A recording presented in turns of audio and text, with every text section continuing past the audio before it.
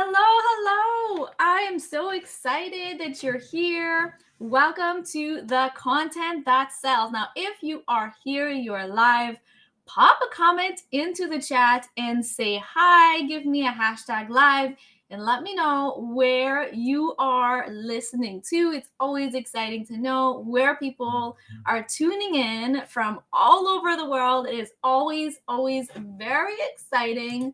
So I'm going to make sure that I put up the chat so I can see all of your comments coming in, but say hi. I am so excited that you're here today. Now, listen, content is everywhere. Content is literally on your websites, on your funnel. It is all over YouTube, your blog, your podcast, your social media platform, your email list. So content is sort of the foundation of your business. It's one of the things that you need to master in order to not necessarily make it, but also relieve a whole lot of stress in your life. And we really would like you to keep your sanity while you're scaling, while you're creating content. So I'm really excited. So I'm just going to pop into the chat. Hello. Oh, hey, live from Ontario. Welcome. I'm Ontario as well. I am in Ottawa. Okay, so we have from BC. Hello, Sarah. We have Maine. Yes, Ashley is the bomb. We have Beltsville. I am hoping I'm pronouncing this correctly. Maryland, welcome. We have St. John, Newfoundland from Canada. That is exciting. I love the Maritimes. If I had to choose my favorite place of the country in Canada, would definitely be the Maritimes. I'm really looking forward to going back there. Hopefully sometime soon. All right, we have Wendy. Welcome, Wendy from AZ. And we have South Africa and Brunton. Oh my gosh, I am so excited that you're all tuning in live. We have more people coming and we're still waiting for Ashley to pop in as our first speaker. So I'm sort of honored I get to sort of steal those first few minutes from you today. So I want you to let me know a little bit in the comments, a little bit about you. So first of all, if you'd like us to follow you, drop me some links into the comment. Let's all encourage each other. We're all doing the same thing here. And it's truly to bring the passion that we have and share it with others, the one that they need, the one I'm just so excited. Can you tell? Maybe too much pre-workout? I'm not sure. All right, so let me know a little bit about you, but also let me know where do you concentrate your content?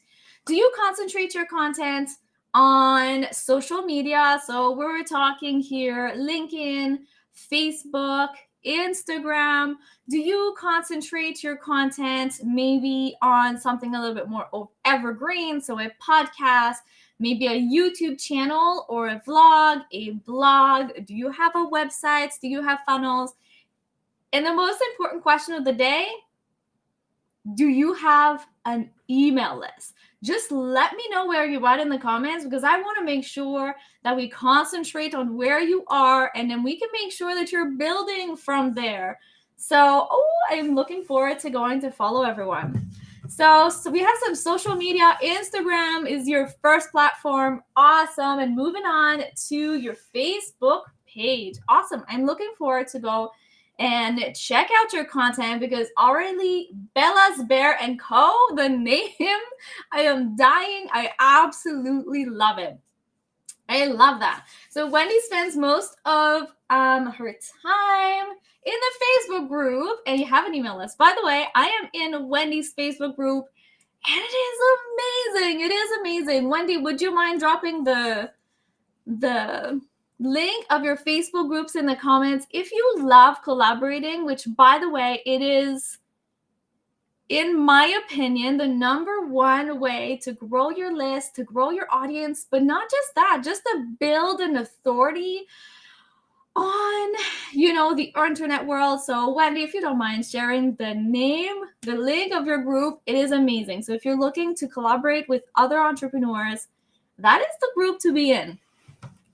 We're going to talk a whole lot about that in this workshop, so don't you worry. Okay, Sarah has a teeny tiny email list. That's okay. You have an email list. That is amazing, because once you have the email list, you can sort of let go of that stress and you can keep on building and keep building that email list. So amazing. Congratulations. Amazing. So you have a website, a blog. Awesome. All right. So we have people, okay, website first, Facebook group second, then IG, Pinterest, and email. Look at you grow. That is absolutely amazing. Sheldon, an inspirational speaker, public author, and online course creator, pardon me, that's my French, putting S's everywhere. Congratulations. That is so, so amazing. You help empower others, mostly those with physical disabilities, in addiction, to recognize their own power and reach goals. Oh my gosh. So you just touched me a little bit. I can completely appreciate how hard it is to, change a habit. And that's not even, cutting it close. All right. So Wendy, the group is called Summit Speaker Collaboration. I am serious. Go and say hi to Wendy and get into that group. It is gold. All right, Bella Bears and Co's revamping your website. You do have a small email list. Congratulations. And Kathy, email us around 300. Facebook group, not really engaged. A little IG, Twitter, website with blog. Amazing. What I see in the comments is that you're all diving in. So maybe you're a little bit lost along the way, but that's okay. We're going to find your way, and we're going to make sure that you concentrate on the right platform for you. I'm so excited. All right, listen, so this is something that happened sometime in live event. Our first speaker is not here yet. So I would love to take this opportunity to kind of take you on a little journey, okay? I am very passionate. Hi, my name is Sophie Riley. I don't even think that I've introduced myself. I get so excited. But anyways, I love technology. I love business building. I love events. I just love the online space. But there was a point in this career, in this passion, where I was working behind the scene. Okay, so imagine, hi, Lucille. I would love it if you're ready and you want to jump on. I would absolutely love it. So I'm going to finish with my story. And then, Lucille, you're so amazing. So amazing. You get to meet so many amazing people in the online space. It is incredible. But taking to my story about a year ago, where I'm working behind the scenes, I'm a behind the scene expert. I can run events. I can run a whole business. I can manage a whole lot of things all at the same time. It is my jam. Now, I'm behind the scene on 7 summits. Now, if you've never been behind summits, those were bigger ones, so 30 to 40 speakers. It can get a little busy, a little overwhelming, but when you're organized, it's not that bad. But when you're working behind the scene, you're not always in control of when things can get done, right? So if you, for example, if we're working on a summit and you haven't completed your interviews, there's so many reasons. So it does not mean that was your fault, their fault, but I can't edit them, right? That type of stuff. So I'm behind the scene on 7 events. I have my own events because I kind of love them. And I got sick. I got really, really, really sick. That was my first round of COVID. Oh my gosh. I felt like I was in a position where I couldn't stop, because it was not just about me, but all of my clients and all of their amazing events. And I'm, type A personality. It's not something that I'm willing to put on myself for somebody not to create what they were meant to create because I got sick. And that was a really, really big pivot point for me. So yes, I built a 6-figure business in 8 months, but I was freaking exhausted. And I got sick and I felt like I was not in charge of my own time. And this is when I started to pivot to a passive and an evergreen model, which I'm really, really looking forward to sharing more about that. Now, Lucille is here. So we're just going to say a big welcome. I lost my mouse. Oh Okay, welcome, Lucille. How are you? I am so good. How are you? Okay, hold on. I can't hear you, but that could be just wait, a me hold problem. on. Can we hear her in the comments? You want to talk? Hi. Hold on. What about now? I can't hear you. That was a definite me error. Do you know what it is? I just changed the settings because it said it was default, and then I changed it so it worked. Yeah. So there's something really, really magical when Sophie plans an event. Everybody in her house gets sick, so I'm hiding in the basement. It's not usually where I do my events. So this is my husband extra. We'll just call it extra computer. There's 3 screens and too many buttons for me to understand. I'm so excited you're here. Okay. Me too. All right. So we are diving in on how you can identify the right income generating activities for your business. And yes, we're going to talk about the content and see if that is really where you should be focusing. So I'm really, really excited. Lucille Roach is a business startup coach, an author, a speaker, and the host of the Female Startup Podcast. Oh my God, I'm so excited. Okay, she helps new service-based female entrepreneur to learn the steps to take in their business to identify and attract the right clients so that they can build a business that will last and start to have that generating money, constant money, where it comes constantly and easily. Welcome, Lucille. I'm so excited. Thank you. Thanks. All right. So, I have so many questions. So many questions. Okay, so let's start with the basic. Okay, let's just start the conversation with what is an income generating activity.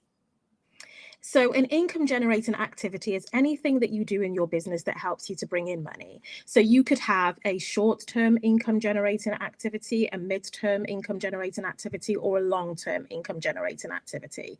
And I kind of split those in between these 3 different categories. So a short-term income generating activity is something that you can do in your business that helps you to make money immediately. So for example, that could be like you doing a webinar. And the reason that that's a short-term income generating activity is because when you are on the webinar, you are selling on the webinar. Similar to like if you're having a sales conversation, you are giving people an immediate opportunity to buy from you. So it means that if you want to generate more income, and sales calls or webinars are the things that you do, then that's what you would need to do to be able to generate money in the short term. And then when I think about a mid-term income generating activity, that's something that takes a little bit longer for you to be able to achieve in your business. So that may be, for example, you being a guest on a podcast. So that could be either a mid-term or a long-term income generating activity, because it's going to take a while for people to be able to hear that podcast episode. You're likely to share a free gift on that podcast. And by sharing that free gift, then what's going to happen is people are going to get onto your email list. You're then going to use your content, so your emails, to be able to convert those people into paying clients, but that's going to take a while. And then the third type of income generating activity is the long term. So that's things like search engine optimization. It could be being published in a magazine. So although it's great to be able to get yourself out there and to build that visibility, it's going to take a while for people to actually see that article or see your website and then take action from there. Because again, you're going to be using content to help them to be able to convert into a paying client. I love that. Now, I'm thinking, and if you have any questions in the comments, just drop them so that we can answer them right here, right now for you. But the next question might be, how do I know which income activity to do right now in my business? There's so many things, right? Oh, 100%. There's so many things. Look, I am a believer in there's not a one size fits all strategy when it comes to business, when it comes to running a business. So what works for me may not work for you. So for example, if you are somebody who is really shy and you don't like getting on videos and you don't like doing lives, then obviously that's not going to be a great strategy for you. However, if you are great at being able to tell stories, one of the things that you may decide to do is to DM people and start having conversations with people in the DMs. So So the type of activity that you carry out is going to depend largely on what your strengths are. And also, although I'm saying these activities are short-term, mid-term, or long-term, it's going to vary, right? So it just depends. So for example, I say that it's, that publishing yourself in a magazine, it's a long-term income generating activity. But if you've been doing it for years and you've got lots of experience, and your experience tends to be that as soon as an article is published, people tend to buy immediately, that then becomes a short-term income generating activity for you.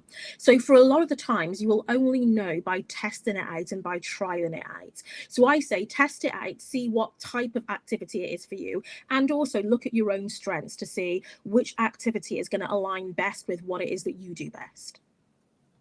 Awesome. We do have a question, so I'm just going to pull it up here. I lost my mouse again. Here you go. Do you know how many times a day that happens to me? Because I've got the dual screens as well. So I'm just like, oh my gosh, there's 3 screens. I am getting slightly lost. All right. So for a product-based business, how would you go about creating short-term, mid, and long-term activities? So if you're a product-based business, of course. Yes. So if you're a product-based business, then you could do things like to develop short-term income generating money. You could maybe go to a market stall, because if you're going to a market stall, if you're exhibiting your product somewhere, you are giving people an immediate opportunity to be able to buy from you then at that point. So there is a physical presence that you are there, people can buy from you immediately. So start looking for any type of events that are happening in your industry where you could maybe exhibit, any market stores that you could go to be able to exhibit your products. So that's going to help to generate money in the short term. In the midterm, again, that could be something like you being a guest on a podcast, or you being in somebody's Facebook group and kind of sharing some videos and sharing about what it is that you do. And the thing that I would say about when you're trying to identify the income generating activity is that it's not just about saying, and I know that you all know this, but I feel like I need to say it. It's not just about saying, here's my thing, buy it. You need to be able to explain to people the benefit of what your product is. Why should people care about it? Why is now the time that they should buy from you as well? So that's kind of a midterm. And then again, a long-term income generating activity could be your website. So people could find your products via your website. And then that's how it is that you could make sales, if you've got a way on your website for people to buy stuff from you. Amazing. Absolutely amazing. I love all of that. So now let's bring it to the content a little bit. Mm-hmm. How do I know if, one, the content that I'm creating is a income generating, right? Is it bringing in money? Or how do I know if my strategy is a short-term, mid-term, or long-term strategy? Love those questions. So to answer the last question first, again, it's going to vary depending on your business. So I've got an email list. So I know that when I email my list telling them about something that I've got on offer, then I'm typically going to make a sale. However, if you have an email list and you haven't emailed people for a while, then it isn't going to take it's not going to be as short a period of time for you to be able to make a sale.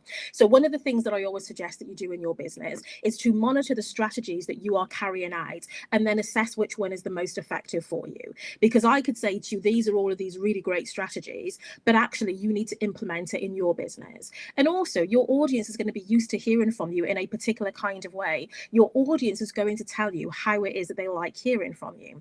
And I'll give you one quick example of that. So one of the things that I hadn't really been doing is paying attention to my analytics on Instagram. So once I started going back through my analytics on Instagram, I started to realize that my audience loved carousel posts. So whenever I posted a carousel post, I would get a spike in the number of people who would click the link in my bio and who would then visit my other pages and then start to explore my products. I only knew that because I tested it out and because I looked at my insights. Whereas I couldn't say to you that, Sophie, the thing that you need to do is to do live video, because I don't know if your audience is going to receive that from you. I don't know if your audience likes live video. And I'm sorry, I forgot the first part of the question, so please repeat it for me again. Okay. Because I get so excited. I know. I totally get you. So content, we're talking about content, right? So how do I know that the content that I'm creating is an income generating activity? Because what happens is sometimes we're just creating for the sake of creating. And you know, when you don't have a map or a strategy, sometimes you sort of feel like a little bit lost, like you're going in circles and you're not sure what's working, what's not working. Yeah. So for me, content that is income generating has a number of different components.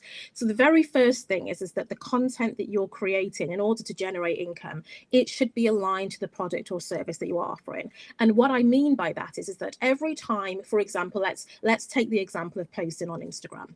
If you are going to post something on Instagram, you should always be thinking, okay, then, so what product or service does this post relate to? What is it that I want people to do? So a couple of weeks ago, I had an offer on for my client attraction planning call. And it was a client attraction planning call where I would help you to identify your ideal clients and then create a plan to be able to attract them. So that was the offer that I wanted to sell.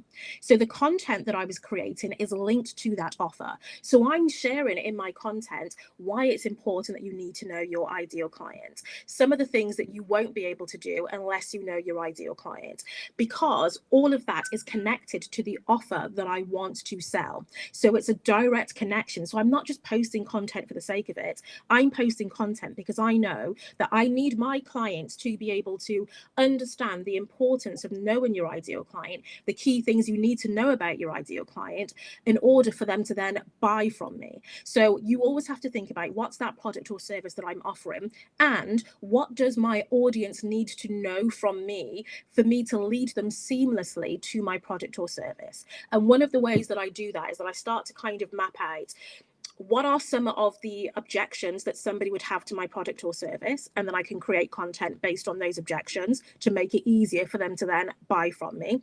And then also, what kind of stage is this person at? Are they aware of the need to have an ideal client, or are they at that point of their business where they don't even know what an ideal client is? So I need to be thinking about that throughout my content, so that when I'm creating my content, I'm speaking to those different people, and also it makes sense for them, me to lead them directly to, oh, by the way, I've talked to you about why it's important to have an ideal client. Here's this specific package that I've created for you that helps you to dive deeper into this. I love that. I love that so much. Now, I know we've had conversations before, and we were talking about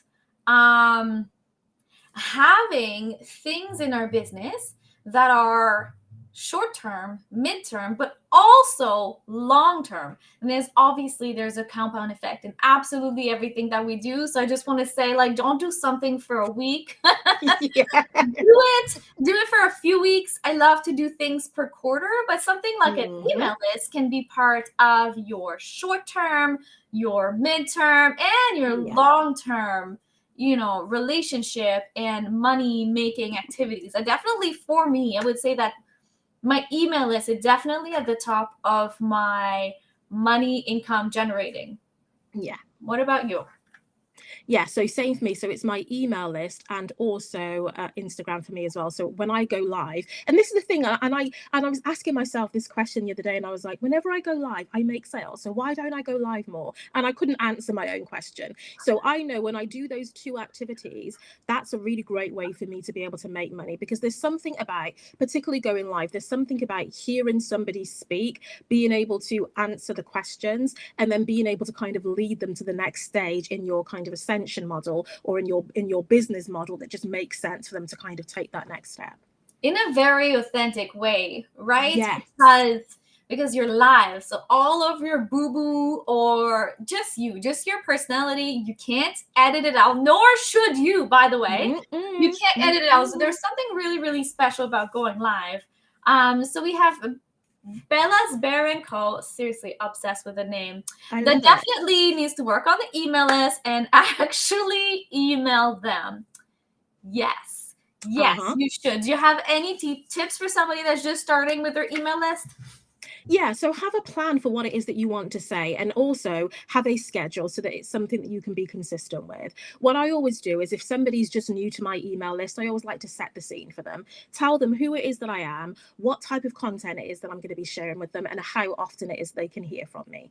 And I remember when I started my email list, I am now actively growing it even more, but when I started it, I was a bit blasé. I didn't really do much with it. So what I did is that I sent an email to my list, and I was like, look, I'm really sorry. I know that I have have neglected you. This is what I'm going to be doing from now on. I would love it if you stick around, but also if you don't want to, then please feel free to unsubscribe. And I loved doing that because I don't want people on my email list who are just going to be clocking up or taking space on my email list, because I'm paying for them to be there. So I'm not going to be paying for people to be there if I know that they are never going to open my emails or if they're never going to buy from me. So if you haven't emailed your email list in a while, just be honest and let them know that, and then let them know how often they can expect to hear from you. Yeah, and I feel like once a week is more than enough, especially if you're just getting started. I don't think I would do more than once a week. See, I tend to do 3 times a week, and this is how my emails are. So I will either do like a promotional email where I am selling something. So that's one email. The second email will be an educational email where I'm sharing some kind of a tip or something like that. And then the third email is typically me promoting a podcast episode that I'm on, or if I'm in a giveaway, promoting that. So there's a strategy behind the content that I am sending to my list, and each piece of content has a purpose. And I love that. You're not wondering sort of what you're going to talk about and all of that. Yeah.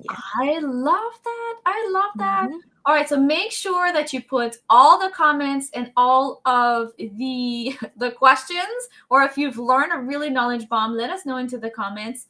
Now, I want to ask you a last question. You know, I love my automation, slightly obsessed. I want to know if there is anything that you've automated in your business that's truly made a difference, because when you automate, when you take the time, though I just want to say, I understand that technology can feel overwhelming. Yeah. So definitely take a deep breath when I say this. But when you take the time to automate your business, for every 1 minute that you spend automating, you can gain an hour back. So sometimes, you know, when you feel that you're really, really overwhelmed by a process, if you can automate some of it, not only does it give you the confidence to go after your next client, but it gives you a little bit of time back and some mental freedom. So for you, what would that be? So that's my emails. So I take part in lots of activities, like lots of list building activities, like giveaways and stuff like that. And if I had to manually send people their free gift every time somebody signed up to my email, I would literally be doing nothing else all day. So I spend my time kind of setting out my email so that I have those nurture sequences set out. So I spend the time at the beginning writing the initial email where they get sent the free gift, and then writing all of the subsequent emails. And that's all automated. So it gets sent within a specific period of time when somebody has joined my list. So now when I get an email to say that, oh, somebody's downloaded this form, I don't need to panic and be like, oh my gosh, I need to send it to them, because I've already set up the automations and I know I don't need to do anything because it's done. And so that has made such a huge difference. Yes, I absolutely love it. Now, I know that you have an epic gift for everybody in the audience. Would you like to tell us a little bit about that? And I will drop the details into the comments. Yes. So in fact, I have 2 different free gifts, but I'm going to talk about one of them because I think you've got the client attraction checklist. Is that right? 7-step to entrepreneur success page. I knew it was that. Do you know what? And I put the link there and I was like, this is the one that I want to talk to them about. Okay. So the 7 if you want to share another one, send me the deets. I will send it by email. I'm going to do this. So I might send you another one as well. So yes, the 7 steps to entrepreneurial success. So when I started my business, I literally had no clue what I was doing. I had nothing to compare it to. And so I did what most people do when they start their business. I just started posting on social media and praying and hoping for the best. So what this guide does is that it takes you through the 7 steps that you need to go through in order to set your business up for success. So it starts talking to you about the things that you need to be clear about, what it is that you need to know about your ideal client. And it takes you through a process so that you are starting at the beginning of your business journey and you're not trying to start in the middle and skipping lots of important steps along the way. So this makes such a difference to you to help you to make sure that you are on track and that you are focusing on the right activities. Because as we all know, it's really easy to get distracted by all of the shiny objects out there and not do the things we're supposed to do. I absolutely agree. And there's something that I think is truly, truly, truly special about you, is that you help entrepreneur start. And it is so magical to be able to launch and scale your business if your foundation is rock solid. 100%. Because otherwise, by experience, okay, 1000% experience, every time you try to scale, you're going to fall back down, and you're always going to fall 2-3 steps behind, and things are going to get overwhelming because you're going to have missteps all over the place, right? So that foundation is gold, absolute gold. So I absolutely love that about you. Thank you so much for joining us today. Thanks for having me. Jumping in early. I really My pleasure. All right. I will chat with you soon. Send me that other freebie. I will absolutely share that by email this afternoon. Perfect. Thank you so much. Bye, everyone. Okay, I'm so excited that I get to now introduce our second speaker. I'm so excited. I hope that you're already learning lots. Doing those income generating activities is so important. So I feel like, you can almost put, those secondary tasks maybe to the side until you've built that foundation. All right, so now we are going to bring on Claire. Hello, welcome, Claire. How are you? Oh, good. That was a bit close, wasn't it? Like all of my face there. All of my face. It's okay. All right. So we are talking why it's time to get on camera for more sales. Claire is a qualified and accredited life coach and confidence coach specializing in mindset and visibility coaching for women in business. Claire is a featured guest expert, live trainer, guest author, guest blogger, magazine contributor, and Amazon best-selling author. Claire is passionate about helping and empowering women to believe in themselves and achieve their goal, to develop their confidence and mindset to become more visible with their business, their life, and then get their life that they desire. Welcome, Claire. I am so excited that you are here today. Thank you. Thank you for having me. I just saw Lucille. Are we all British so far today? Yes. It sure looks like it. A whole lot of talented women and entrepreneur all over the world. So it sounds like you're calling me. All right. So first, let's start with why it's so important to be visible online and get on camera before we can get comfortable with maybe the process, because maybe we need to be a little bit more motivated to get on camera. And before we start, I just want to say, the first time I interviewed someone, which was not even live, I was so stressed. I think I sweated through my entire clothing.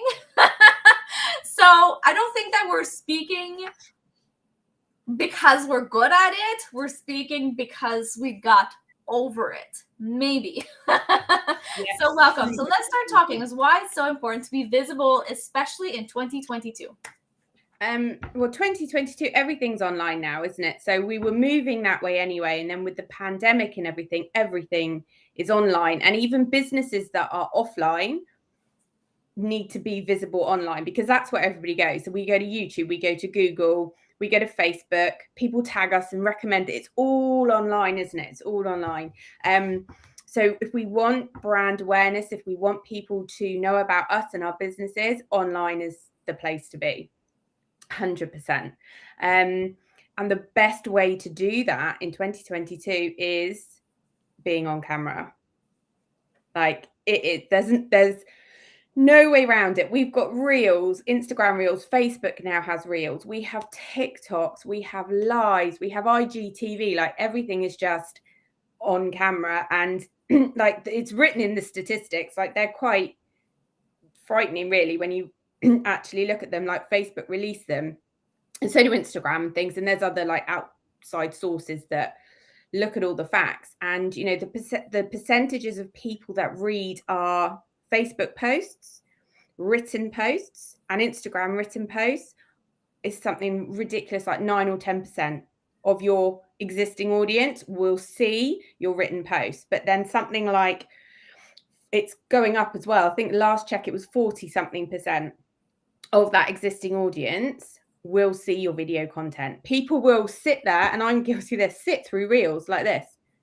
And you can do that for hours, can't you? Not many people these days will. I can. Not many people will sit and do that going through their feed, or, you know, going and reading written posts. People love stories. They love to watch. You know, as humans, we're always fascinated in what other people are doing. We like reality TV and all that kind of stuff. And, you know, also everyone's busy. We've all got busy lives. We've got this culture now where everybody's just doing 100 things at once and checking things on the train or the underground or when they're on the way somewhere.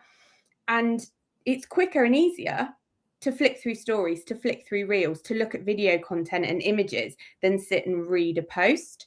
It's more entertaining. I don't remember the last time I scrolled Instagram feed. I mean, reels, yes, I am guilty. TikTok, yes, guilty. Stories all the time. I'm always watching stories. I don't remember the last time I was on a feed.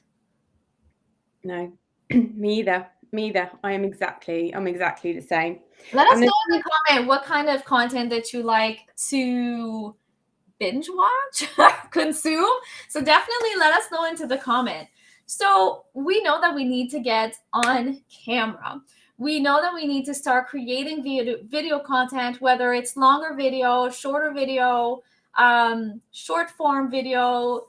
Ooh, Clara does feed first, then reels. Feed. That's my French for you. But anyway, so we know we need to get on camera, and we know that I think 46% of businesses make more money directly relating from putting that video content out there. But the reality is, I speak from experience, like the first time I put a story where I was speaking, like I redid it, I think 20 times. It was something ridiculous. Although I'm very comfortable on camera now, I was not comfortable at all. And so I just want to say that if that's how you're feeling, you know, if you're listening and that's how you're feeling, I get it. But it does get better. And Clara, I know that you have some amazing tips on how we can start to feel more confident on camera. Yeah, I mean, like, first of all, I'm exactly the same. I was exactly the same. I was the person who would go into a Zoom meeting that I was just attending. Someone else was talking. There was, 50 other people. No one knew or cared who I was. And I would have my camera off. Like, I was that person. So to go from that to now where I do things like this, I go into the Zoom meeting as the person doing the training. I do lives all the time. So like I have been there. I know what it's like. And I was the same. I used to get like that live button paralysis, where you hover over it. No, not quite. No, I'm going to do it. No, I'm not. And you're sweating and you feel sick and it's horrible. But there are ways that you can move past that. There are several, there's lots of different ways. Firstly, like trying all the different mindset monkeys, all the things that are causing you to get stressed about it, just trying to remove them one by one, like take the pressure off yourself. So make the purpose of going live, doing your story, doing your reel, just about doing it when you're getting started. Like, don't attach specific goals to that live or that story. Don't go on saying I have to get this amount of clients or sell this amount of products or I want this amount of people to see it. Don't get caught up in the numbers and the engagement. Just kind of do it just for the sake of doing it because we need to do it to build the know, like and trust, right? So people want to, people buy from people. So excuse me, the way they're going to get to know us is through that video content. So just be you and don't go at it with the hard sell. Just keep it light, keep it, relax, keep it fun, be fun. People like fun, they like real. So detach from that outcome. Firstly, take that pressure off. Secondly, take the pressure of wanting it to be perfect. Nothing is ever perfect. What does that word even do in the dictionary, first of all? I want it gone. There is no such thing as perfect. Nobody is perfect. And people don't want people. They want relatable. Like we said, people buy from people. People aren't going to relate to perfect anyway. So even if you were perfect, people aren't going to go, oh, she's just like me. That's not going to happen because we're not perfect, I don't think I've ever done a perfect live. Like already today, my throat's gone. Normally, my cat walks across. My daughter comes running in. The delivery man comes.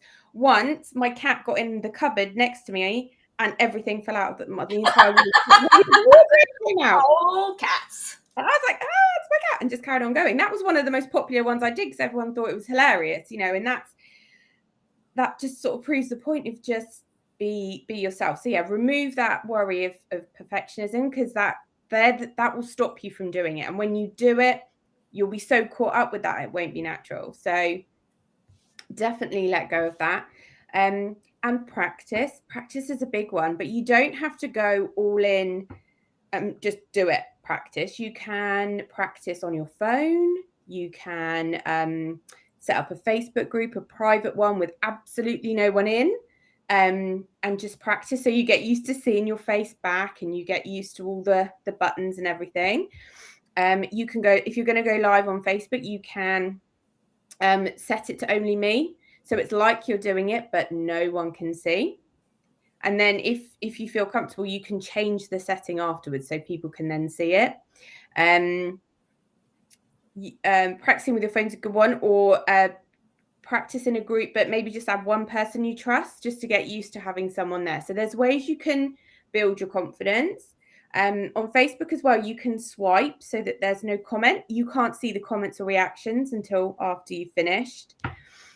Stories is a good place to start because they're only there for 24 hours, right? And you can delete them. You know, you can't delete it when you're watching, but not many people watch your stories live. They will watch the video content, but it's not the same as being on live on Instagram or Facebook where they're really watching. Very few people are going to click into stories and watch you live in stories. So although it's technically live, it's good for your engagement. It's good for your algorithm. And you are on camera. Not many people are going to watch it live. And then afterwards, you know, because they only run through it, you do stories about a minute, 2 minutes max, isn't it? So it's not a long time. You don't need to plan lots in your head. You can do things to when you getting used to being on the camera, you can just do walking your dog, or a quick one in the car when you're on the way to somewhere, or, you know, things like that. And they're so short in stories, but you can still delete them if you're not that happy, like while you're building up to it.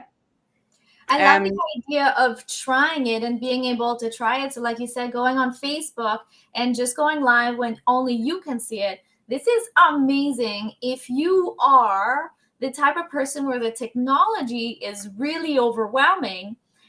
So like I'm using a system called Restream to stream live on YouTube right now. But the first time that I used it, I was like, ew. It is so easy. You just press live. It's just one button. It's really not that bad. But I was still overwhelmed from not knowing how it actually works. So doing it itself for me brings me a lot of I don't know, stress relief. Just the stress goes away, right? Because I know exactly what's going to happen and how to do it. So I've worked with a lot of people. I'm not going to say technophobes, but they're very overwhelmed with the technology, right? So you? No way. Oh, stop it. You're doing. Oh, you know me in technology, Sophie. Let us know in the comments if you are creating video content or if you haven't made that first video content yet. I want to know where you are right now. But those are some awesome tips.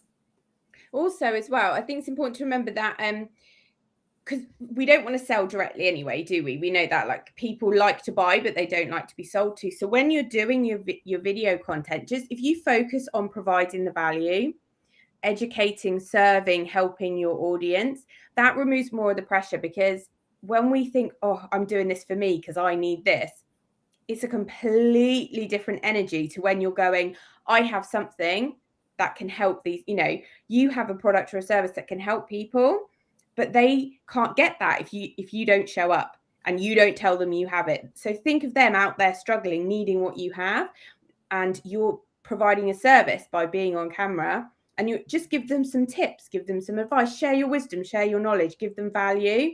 And that is another level of that stress removed, because as women, especially when we come from a place of serving other people rather than ourselves, that whole mindset and energy shift is completely different to how then we show up completely differently then. Yeah, I totally agree. Now, I have a few follow-up questions, but before we do that, we're just going to pop into the comments. We have, whoops, did I not click it? we have Haley. So Haley is joining us tomorrow, and we're going to talk all things niche and some niche ideas, but go follow her on Instagram. Her content is like, you just want to hug her. I love you so much. I can't wait to interview you tomorrow, but it's easier to watch video than read blogs and caption, hence why attending this workshop. I'm so excited that you're here. You know, I feel this on a whole other level too. I can't write. First of all, I'm French, and my English writing and French writing really is like a fifth grader. I'm not the best writer, and sometimes I try to sound funny. My expressions are all over the place. I can't write. But what is really, really beautiful about video content is that I can go onto video and I can just plop it into Otter. So get the transcription. I love that system. It's like $12 a month. It's amazing. And then I can create content, written content that sounds like me. I can't write. I also have the attention of a squirrel. I don't read either. I'm not gonna lie. If your post is like more than a few sentences, I have. Well, if I see a post that says, "Oh, long post alert" or "long post coming," that's it. I'm gone. You've lost me. I don't even start to read it. And if there isn't a warning and I sort of skim it and I can see it's longer than a paragraph, then I just go completely swipe past it. Yeah. But things like, and that's a good thing with Otter. So with anything like that, with the video content, you do one Facebook or Instagram live, you do one training in a group, you do one thing like this, you do anything on video, you can get it transcribed and you've got written content for weeks from one live, from one video, from 20 minutes on a camera. Get that transcribed. You can, like you said, Sophie, break it up, and that's a massive time saver as well. It saves so much time. I agree.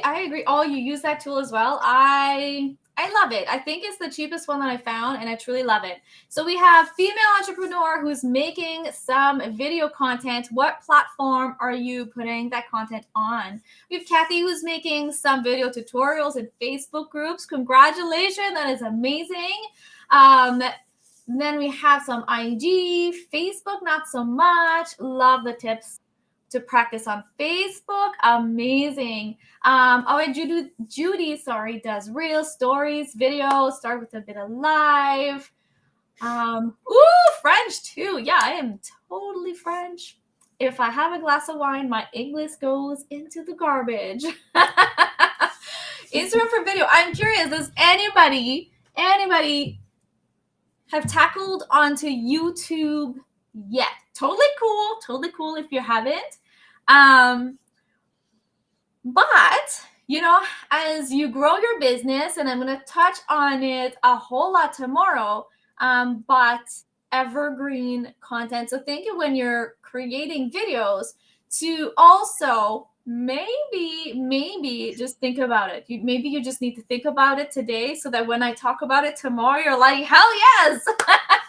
But creating video content for, let's say, a platform like YouTube could also give you a chance to maybe grow an SEO platform and then repurpose for podcasts, blogs, and of course, all your social media platforms. So Haley was on YouTube years ago. It's okay if it wasn't for you. Sometimes, you know, it gets overwhelming and it's just better to not do it. Just Facebook and Instagram. Awesome. I love where everybody is at. Really. Okay. So somebody wants to start creating that video content. They're getting over, you know, their fears and stuff. Do you have any tips on, you know, the types of content they could create, the type of equipment that they need to get started? To maybe relieve some of that stress even a little bit more? You don't need any equipment. You just need your phone or your laptop. I recommend phone rather than laptop, if possible, just because when you're well, you can't really do stories and things anyway on your laptop, but like for lives and stuff, it gets a bit I personally find the layout of doing the lives a little bit tricky on laptops, and also it can the angle of it sometimes it looks like you're not looking at the camera when you are. And I'm too little. I would have to be on my knees. This is my husband's computer. He's 6'2". I'm 4'11", but are you? I'm like almost grown-up size. Almost. I don't even know. Yeah, so I would recommend using a phone. But other than that, you don't need any special equipment. Obviously, some people like to have a ring light, but you absolutely don't need it. I would not even worry about things like that. I would say if you're new to doing it, or if you're nervous at all, literally just do it. Just take that messy action. Just remove as much stress and worry as you can. Like I say, let go of perfectionism. Focus on serving people and helping them. Keep it short. Doesn't need to be long. People don't want it to be long. Start in stories, or start in a Facebook group with nobody else in it, or as you know, have it set to only me. Even practice just on your phone. Give yourself like a number. So say, I think it'll take me 20 before I feel confident, or my aim is 20. Write it down, 1 to 20. And then every time you do one, just cross it off. And that's going to build your confidence. So even if you're like not showing your face to start with, you're walking the dog, or you're showing your products, or you're doing a behind the scenes, even if your face isn't on it, just be on camera. It doesn't have to be your face to start with. You don't have to go out, like first out the gate, half an hour of your face on Facebook Live. You can do reels and stories without even your face being on camera, but get your business or your services on the camera. Start short, give tips, give value, keep it short, keep it brief, just while you're building your confidence. And each time you do it, cross one off. The only purpose is to do it. When you've done it, you cross it off. It doesn't even have to be about your business when you're first starting. If that you're not quite confident yet, just take it one at a time and build it up. I love that. Now, I know that you also have an epic gift for everybody. Do you want to tell us a little bit about that? And I will grab the link for everybody and I'll drop it in the comments. Sure. Yes. So it is my 7 top tips for going live. I probably should change the name of it, really, because there are some that are specific for being live, but most of them are just for getting on camera. So yeah, it's the 7 top tips that helped me the most, going from that person who was like live button, perhaps that sweaty, like scared mess hovering over the live button for an hour and then not doing it. Going from that person to just getting out there and doing it. It's a compilation of really simple, really easy things that can help you go from that to that. And even if you're someone who's done a few, but they've been a bit messy, and you're still not feeling confident, these things in my free guide will help. Amazing. I want to say thank you so much for all of your knowledge today. I appreciate you so much, and we'll chat with you soon. Thank you. All right. So we have a few minutes before Sharon comes on, and I know we have a question about YouTube, so I'm taking the opportunity to answer that question. So need to know for YouTube. So obviously this is the dirt and the basic. So you have YouTube. Once you set up your banner and your profile, you want to be consistent. So you want to do original content, unique content weekly. Now, once you have that in mind, obviously I batch create content. So imagine doing maybe 4 videos and scheduling them. So just like any other platform, YouTube, you can actually schedule your content, which is amazing. Now, YouTube, the best videos, the videos that does the best on YouTube is between 10 to 12 minutes. So it does not need to be hours. It doesn't need to be overly complicated. If maybe you can do slides on Canva. So I don't know if you've ever used that on Canva, but you can go and create a slide and you can record it right there on Canva. It puts your little head into the corner, just like if you were using a system like Loom. And you can record it right there. It's amazing, regardless. So YouTube, weekly content, 10 to 12 minutes. And if you're looking for ideas for content, honestly, so Google owns YouTube. So you can simply go into the search bar of Google or YouTube and start to type a question. So if I was to type the question, what is evergreen content, then more options would come. For YouTube, I use a system called TubeBuddy to tell me if my titles are doing well and what's doing well, what's not. But honestly, I don't know that it's overly needed to get started at all. Do you have any other questions when it comes down to YouTube? If they're more specific, just drop them into the comments and I'll be happy to answer them. So yes, I'll put that on the screen. Haley says, one social media platform at a time. You only grow one. So what that means is you grow content, you create content for one platform. If you want to put it other places and repurpose, absolutely. But if you are trying to create content for everybody and their dog on the podcast, something different on the blog, something different on video, and then some more onto Instagram and Facebook and YouTube and LinkedIn and all of that, I probably would be crying into a little corner right now if that's what I was doing.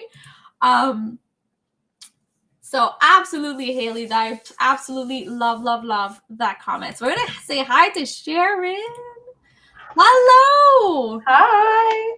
How are you? I'm good. How are you? I am doing really good. Okay, so we are about to talk about how to get leads from website content. Sharon McCaskill is a food blogger turned SEO strategist. She started her online business in the early 2018 and discovered how to capture traffic and leads from the search engine by following a simple SEO formula and targeting unique keywords that her ideal clients are searching in Google. She understands how important it is to grow your business without having to spend all your time on social media. Sharon helps her client turn their podcast and video content into website content that ranks on Google to attract their ideal client without constantly posting every stinking social media. I freaking love you. Sharon is married to her husband, Tyler, and has 2 daughters, 6 and 8. Welcome, Sharon. Thank you.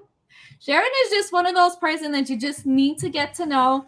Obviously, I've interviewed Sharon. Is that our 3rd time? Maybe. It's been a few times. But we do health stuff and we do business stuff. So we see each other. Yeah, so talking of like imperfect interview, though, I think it still was absolutely amazing and perfect. When I interviewed her for my first summit, which was on health and fitness, we were talking gluten.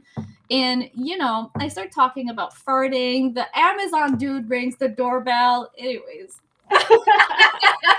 Sometimes you just got to get stuff done. I don't know. So, entertaining. Let's call it entertaining. All right, so Sharon, first of all, I want to ask the question, what is SEO? Because maybe not everybody know the term. So just to make sure we're all on the same page. Yeah, so SEO is search engine optimization. So in other words, SEO is how you get any content on your website to show up on a search engine. So we always say Google. I mean, Google's kind of the king of search engines, but I don't want to say the same, but very similar principles apply to those other search engines as well. So like Yahoo, Bing, and even voice search like Alexa and Siri. So this is how SEO and using SEO on your website is just how your website gets picked up by those. Okay, I love that. So how can optimizing your SEO get you sales? Yes. So what I think is one of the most important things is that, like, I know when I first started, I started with a website, but I was trying to get traffic to it, like on social media and trying to do all of that stuff and trying to be loud, trying to hey, everybody, look at me. And when I discovered SEO, I was like, oh, this is like way easier for me, the shy person who's not always like, look at everything I do today. Like, I don't know. Like, I wanted it to be more about the content. And so, what I think Google is really good for, and what I realized pretty quickly, is that the amount of traffic you can get from Google and other search engines is so much greater than fighting for your little corner of the social media space where everybody's loud, everybody's flashy, people have better tech than you. Like, when it comes to showing up on Google, yeah, that stuff can play in a little bit, but really, like 75% of people, when they go to find an answer for a question or are looking for something specific, they go to Google. They're not going to social media. Like, social media is a great place to learn about new things and to like grab people's attention. And like, some people sell really well on social media, and that like is so surprising to me because I can't figure it out. But with Google, what's great is like somebody, and we all do this, before you go to buy something, like you don't always necessarily know what you need to buy, and you're like, I need shoes. What's comfortable? I don't know what comfortable, like I don't know what shoes are comfortable, and I don't have time to go to 50 million stores. So you start typing it into Google, comfortable shoes for work, comfortable ballet flats for work, that type of thing. And what pulls up there, like, that's somebody that's already interested in buying. They're doing their research to buy. And by using SEO, you can target those people that have that specific question and are looking to purchase. I love that. I love that. Okay, so now I know you're busy, so I'm probably like going to guess the answer. But Sharon, on top of 2 businesses, is also finishing a degree with 2 kids. Sometimes I still wonder how you find the time. But I don't know. so does SEO take a lot of time to implement? Yeah, so honestly, this is probably the biggest reason why I love SEO is because yes, it takes time to learn, it takes time to implement at the beginning, but then it lasts. It is not an Instagram post that you post once and people see for 3 days. Some of my posts that bring the most traffic to my website, and when I say post, I'm talking about like an article or a blog post. When I post something like that on my website, like the ones that bring me the most traffic today, honestly, the number one I posted in 2019, like February or March 2019, and that still brings years ago. Yeah, I know. Right? And that still brings me thousands of clicks a month from Google, right? And like, I haven't really touched it since then. So like, to tell you about that power. So it takes time for it to take off. It takes time to learn what you're supposed to do. It takes time to implement. You have to keep your website updated, but you don't need like a fancy one. Mine is not like a custom designed website. No, right? Like, I did not pay $8,000 for my website to have this custom design. You don't need fancy. You need functional, and you need it to work, and you need to know what people are looking for on Google. Okay, I love that. Now, when we think SEO, usually like the first thing that comes to mind is blogging. So what about the people that don't blog? I will never blog, and I know that I can repurpose podcasts into YouTube, but I get so bored I can't even get through my own, transcript to get it up on a website. I'm not even gonna lie, I can't. So I get it. Like, I can't. So what about the people that don't want to blog or that don't have a blog? Yeah. So I think there's like 2 main things that you can do selling. So the number one thing is to make sure you have good SEO on your website in general, so that at least at the minimum, your website can pop up. And if you're selling specific products on your website, make sure that the sales pages to those, or if you have like specific product page, if you're selling like physical products, and so you don't have these big sales pages, but like make sure that those product pages are very specifically tailored to the keywords that somebody is going to be searching. Like, I'm going to use this as an example. I don't know if anybody listening or whatever sells LuLaRoe, but like, I am in awe that that company, like, people can go online and find their clothes to get it, because their clothes are named like girls' names. Like, it's nothing that somebody would Google, right? So like, if you have all these creative names, like, I'm sorry, like, I'm wearing LuLaRoe leggings right now, but like, if I need a dress, I have to ask the consultant, like, I need a dress that's above my knees. I don't know what that's called, right? Like, I can't find that on your website. I don't know. But like, what I like about SEO is like, you get back to like, what is this? Like, you don't have to be creative. You don't have to think of fancy names, fancy things. Like, when people are Googling shoes, they're not going to Google like some made up name that you made up for your shoe. Like, it's a weird car name, right? Like, you want the actual information. So making sure that all of your content is super, super clear and easy to find. And using words that your audience would use, not like the words that you think make sense, but like sometimes people use different words for something if they're a beginner or if they're in a certain region. Even if they're English speakers, depending on where they are, they'll use a different word. That is so true. The first time I worked behind the scene on a summit was sort of like, got a call from a friend and she's like, have you ever thought of being a VA? I'm really good at this behind the scene things. And I was like, I don't even know what that means. Yeah. Yeah. And then she's like, okay, I'm going through all this copy. And I was like, what do you want me to copy? Like copy Right. paste? I can copy paste. What do I copy paste? And she was like, yeah. I was talking with my friend from the UK and we were talking about SEO and I was like using the example of like, yeah, if you write a recipe for grilled cheese and put it online, and finally she's like, how do you grill cheese? And I was like, what do you mean, a grilled cheese? And she's like, oh, we all explained it. She goes, oh, a cheese toasty? And we were like, a cheese toasty? I've never heard that term. Yeah. I kind of like it. So you have to be able, that's the nice thing about like market research and stuff. And I know across the industry, like, how do you sell? You have to know what your market wants and how they're asking for it, but you need to know those words. And that comes right back into your SEO as well. I love that. So we have a few questions. So I'm going to pull them up on the screen. So first, how do you get yourself noticed on SEO? Yeah, so the main thing that you have to do on your website is find those words that people are using. And in the SEO world, when we talk about like the different languages people use, we call those keywords. So there's lots of keyword tools, keyword research, like instruments that you can use. There's free ones. You don't have to use a paid one, especially if you're just starting. Don't pay for it. Keywords Everywhere is my favorite free tool. They have a little Chrome extension and I like that because I just find it so easy to use. So find out what those keywords are that people are searching and what words you want them to associate with you, and make sure those are clear on your website. That's like baby step number 1 to get yourself noticed on SEO. Love it. Okay. What about if you have a website that is generated by a company like Avon?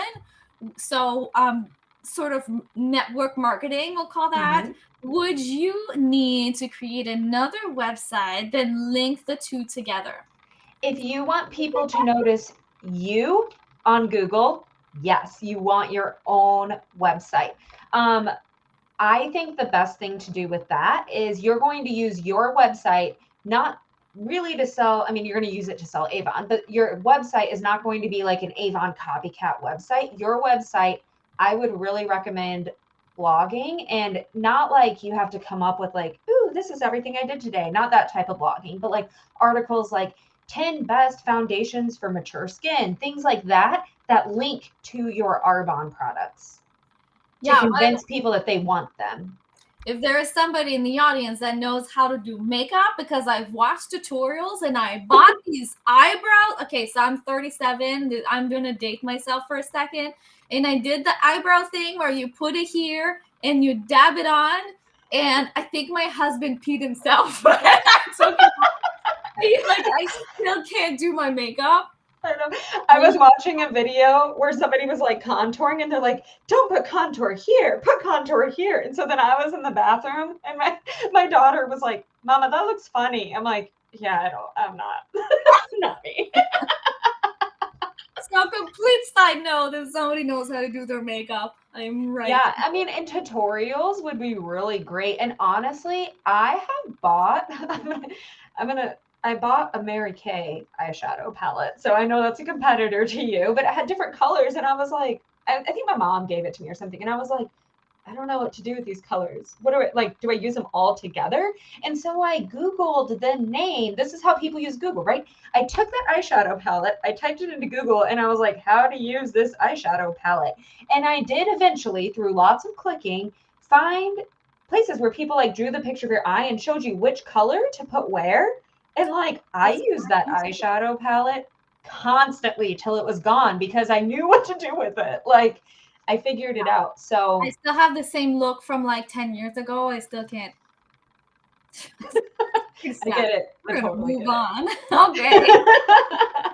Okay, so is the website designer the person who does SEO as well? That's a really good question. It depends on the website designer. If you are a website designer and you can learn some basic SEO and add that to your repertoire, you could probably command more money for your website design. I would say I've never worked with a website designer for my sites, but I do know some people that do website design, and I know that they do like a very little bit of SEO in like your About Me page and like things like that as they're putting it up. But honestly, I wouldn't say most of them do that much. So Yeah, I don't think so. And as somebody that works behind the scene, I've worked with a lot of clients, and they say, I just know what my clients want, and they want this. And now they tell me a sentence, like just like your I help statement. If I don't understand what that means, it's going on there how you sent it to me. So, Yeah. and then I've asked the question, did you do some market research? Did you really talk to your ideal client to know what that person wants? It's no, I just know. So there's only so far with SEO that someone else can help you. You still have to make those steps. You still have to get those steps done to know, those specific words like the grilled cheese or I don't even remember the names. I'm so sorry. The other type of name grilled cheese that person was saying. Cheese toasty is what she was calling. I love that. I seriously love that. But I mean, and it depends on where your audience is. I mean, if you're locally and only serving local people near you, then you don't want to target those other words either. You don't want to like look for, well, what do people call this in Wisconsin if I'm serving people in Georgia? Like that's not what you would do. So it really depends on you and what you want. So yeah, I see the follow-up question to that. Awesome. So, okay, should I get someone else to focus on the SEO once my website is rebranded? Awesome question. Yes, or do it yourself. You can do it either way. Can I say that Sharon has a course? I'm just going to put it out there. Sometimes it's really expensive depending on your budget to hire someone to do that behind the scenes. So I just want to say, so depending on your budget, maybe a course and a do-it-yourself. Mm-hmm. There's something really, really special about knowing how to do it. Even if later on you may want to hire someone, if you're just starting, doing that course and learning it can bring you even further because you're going to be able to use those skills, not just on your website, but on your podcast, blogging, YouTube. SEO is sort of the foundation of being able to be found online. It's the foundation of that passive income, the foundation of making money while you sleep and stop trading dollars for hours, hours for dollars. Hours for dollars, yeah. Okay.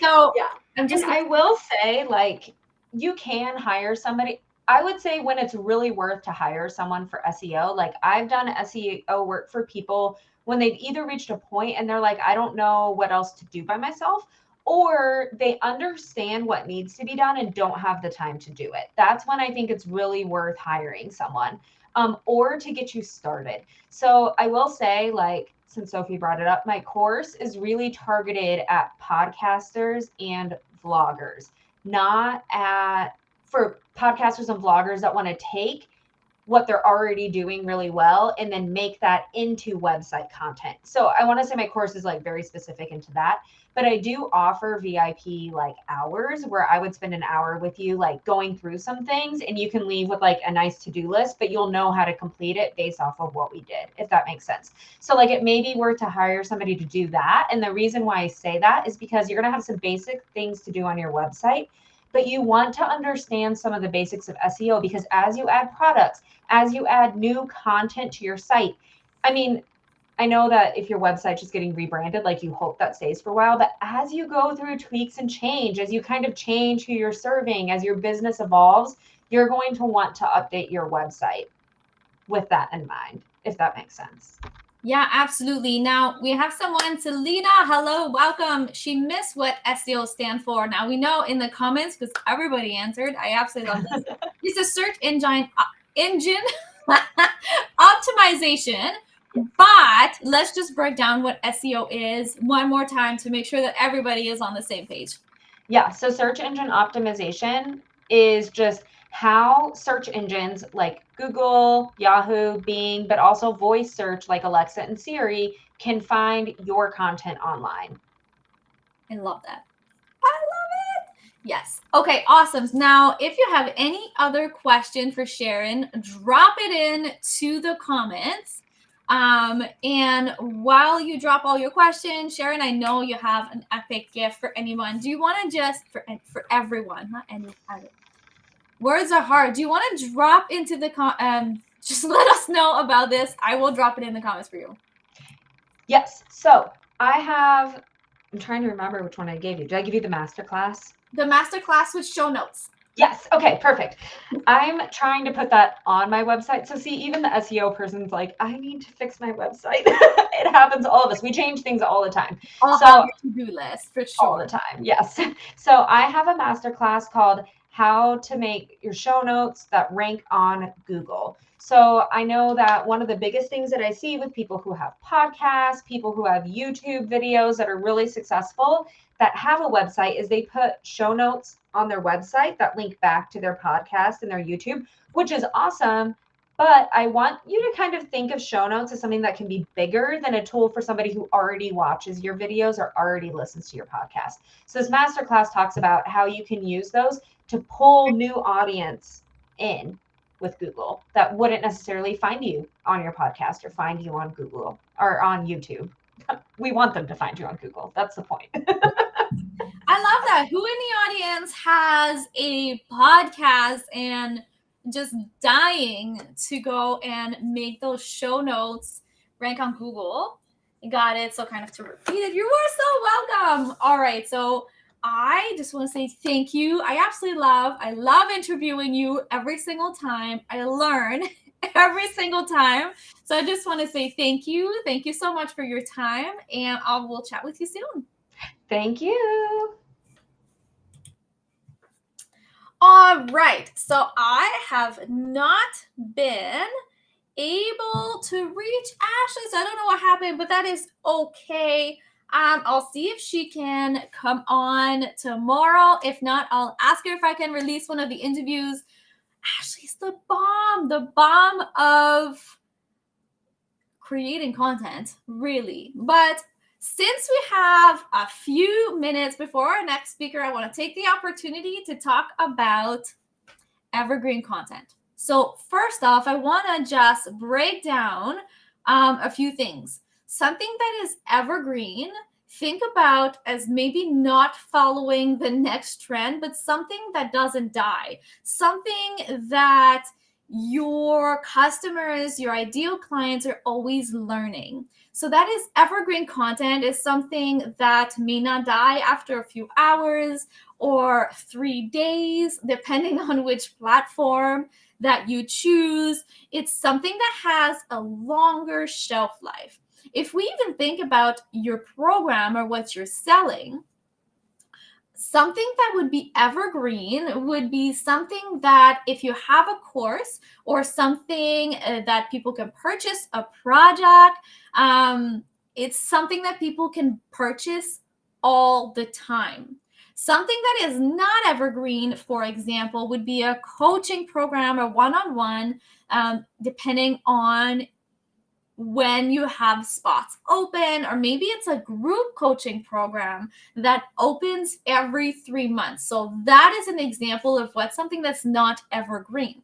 Now, it's really easy to go on platform like Instagram or TikTok and want to jump on the next trend. The next trend that's going to make your reel or your TikTok explode with millions of views. But the next trend is not necessarily the thing that's going to get you your ideal customers.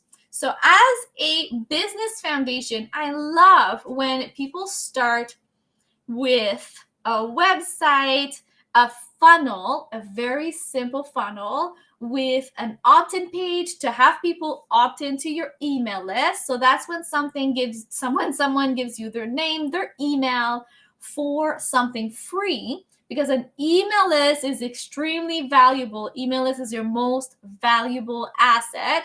And unlike social media, it's actually so scary to me to be on Instagram and putting so much work onto those social media platform and then have like the maybe get hacked or get logged out of the account. So email list, it is very powerful. It is very important if you want to build a business to scale. If you want to build a business that can one day, if you're not there yet, bring you passive income. Passive income is when you make money when you sleep. What does that even mean? I want to break things down because people have said that for me for years, and I'm like, I don't even know what they're talking about. So let's break down the passive income. Passive income means that it was not you going onto social media and DMing people all day long to try to close a sale. Passive income means that you are not actively, again, trying over and over and over again to get people to opt into your freebie. Passive income is when people find you through SEO, which we just talked about. They find you on a podcast, they find you on social media, they find you on a blog, they find you on your website, or they find you on YouTube. They opt in to a freebie, a lead magnet. We are able to send them a nurture sequence and perhaps a sales sequence, depending on the season of your business that you're in. Now, hopefully that answers that question. But how do you get started in creating passive income, evergreen income, evergreen content? So the way to build an email list, but not just like, I got 50 new, subscriber this month, and then I don't get any new ones for 6 months, let's say. The evergreen model allows you to bring new people to your email list every week, and maybe to a point every day, right? Because the more we do it, the more we get seen, we get that. So what is evergreen content? If you want to take a stab at it, let me know into the comments. So the first one is YouTube or a vlog. All right, listen, YouTube is the platform that would, if I was to rank them from top to bottom, that's all I can think of right now. If I was to rank them from top to bottom, the top one, let's say number one, the one that will help you grow the fastest, and then the one that will still help you grow, still amazing, but maybe not as fast. The top one would be YouTube. Now, I want to say that if you're not ready to be on video, don't leave. It is okay. It is completely okay to not jump on the YouTube train right now. So don't stress about it. But the top one would be YouTube. The goal here is to create unique content that you can post weekly. And again, if you're on YouTube, it would be 10 to 12 minutes, and sometimes can be shorter, all of that. As a matter of fact, You can now post your reels and your TikTok as short video on YouTube. I do believe, I would have to double check that, so maybe don't quote me, but the only way that I found that I could do it was do it from, which we can't even see, but do it from the app on my phone. So you can post your reels, your TikTok on YouTube, on pin ideas, beside the point. So maybe we'll see a shift onto the time of those videos, but right now the stat says 10 to 12 minutes. It's not bad. That means that every single month you have to do 40 minutes of content. It's not bad, right? Let me know in the comment, 40 minutes. Can you do that? 40 minutes. So YouTube is at the top one. Now, my second favorite is podcasts. Now, if you do a market research, you might actually find that your audience, the people in your audience, in your email list, prefer one or the other, right? So I want you to also keep that in mind. But podcast is amazing. Imagine you are in their heads, like people are in your head. You are in their head. Okay, so while you're taking a walk, while you're walking your dog, going for a run, working out, folding dishes, let me know. Are you most likely to watch a video on YouTube or listen to a podcast? Of what you do right now, let me know in the comments. So a podcast is in the same idea as a YouTube video. They tend to be longer. I prefer still the shorter ones because, like anything, if you ask me to watch something for an hour, I'm like, do I have time? You'd have to be really, really interesting, which I am sure you all are super interesting. So that's not the point. But a podcast is where you get to speak. So if a video is really overwhelming for you, podcast is an amazing, amazing way to talk to your audience, to build that trust, to be able to put your content out there and build the SEO platform. So Haley says Audible books right now. Yes, I don't remember the last time I actually physically read a book. I have a lot. I mean, I don't know what we can see. That this space is books, and no, we can't see. Anyways, I have like thousands of books, but I don't remember the last time I read a full one. That's interesting. So I look for two different types of content personally. So I would, podcasts, I want to learn. I want to learn for sure, but I'm in a different state than when I am looking for content on YouTube. So when I listen to podcasts, personally, it says when I am learning, but I'm either running or I'm taking a walk and maybe working out, or I have a very hard time having a quiet house. There needs to be something on, and a podcast is very motivating.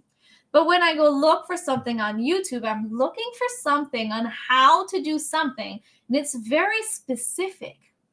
I also want to say, my toddler is on YouTube, and the shit they post there's all sorts of stuff creating on YouTube and Dinosaur World, and people just opening their dinosaur toys. And yeah, so there's different types of content. There's different types of people. So I guess my point is, what is your audience looking for? Where are they spending your time? So I don't know if you've ever done market research, but one of the questions that I love to ask during the market research is, where do you spend your time in the online space? It's really, really important. What if you talk to, let's say, 20, which is a very big number with the market research. If you were to speak to 20 people, and those are your ideal client, okay, I understand that sometimes we're in a space where we're just going to take any clients, especially if you're working more on a personal level and on a one-on-one level. It's really easy to say yes to everybody. I want to help everybody. But the energy it takes, if you're not a match, if you don't work well together, I'm trying to find nice words here, but it can be completely energy draining. So market research can really help you. So I'm saying if you did market research to 20 people that you just want to work with them, you could work with those people every single day this year, and you would still be full of energy. You would still be loving your business. You would still be operating with so much passion. So if you talk to 20 of those people, where are those 20 people hanging online? To pause for dramatic effect. Okay, so if most of those 20 people are, for example, on LinkedIn, just still a platform I don't understand.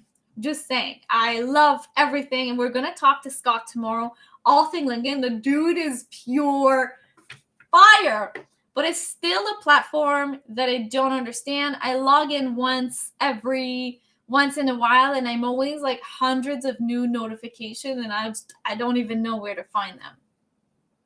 But if you are my ideal client and I'm hanging on Instagram and you're hanging on LinkedIn, well, maybe I'm on the wrong platform, right? There's so many ways to think about that.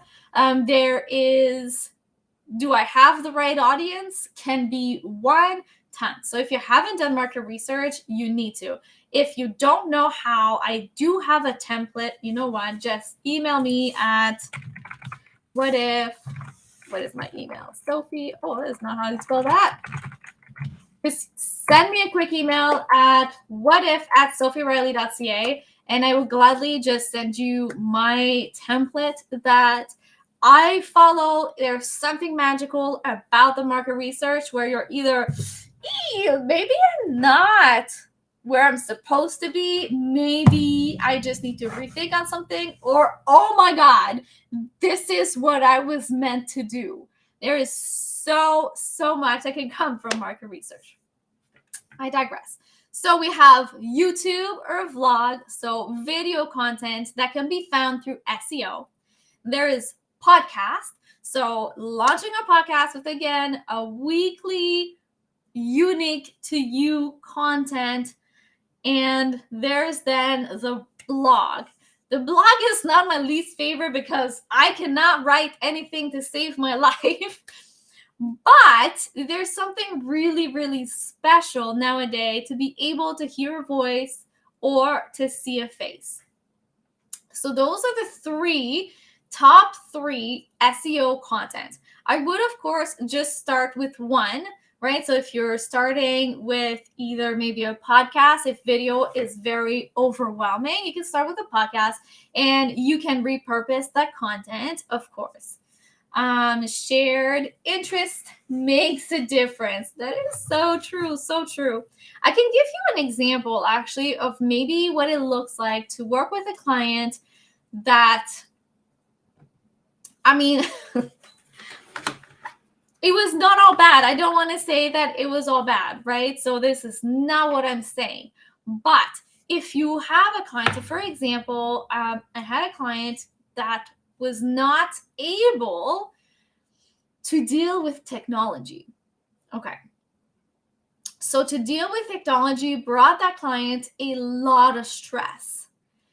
I am sort of like a little tiny sponge because growing was not my priority, I guess. I am tiny.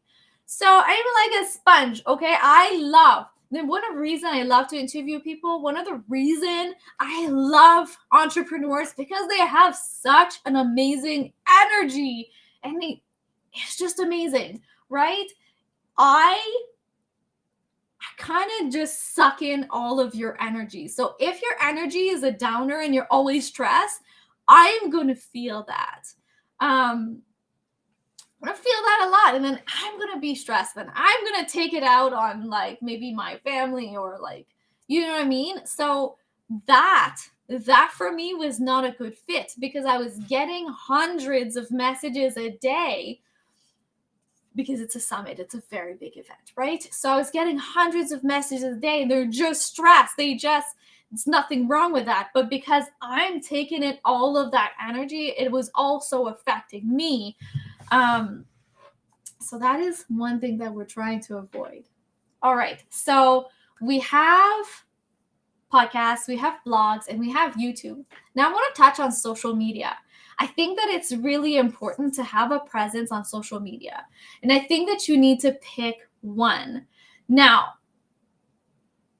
one at a time. Okay, so if you are learning YouTube, don't try and go learn Instagram all at the same time.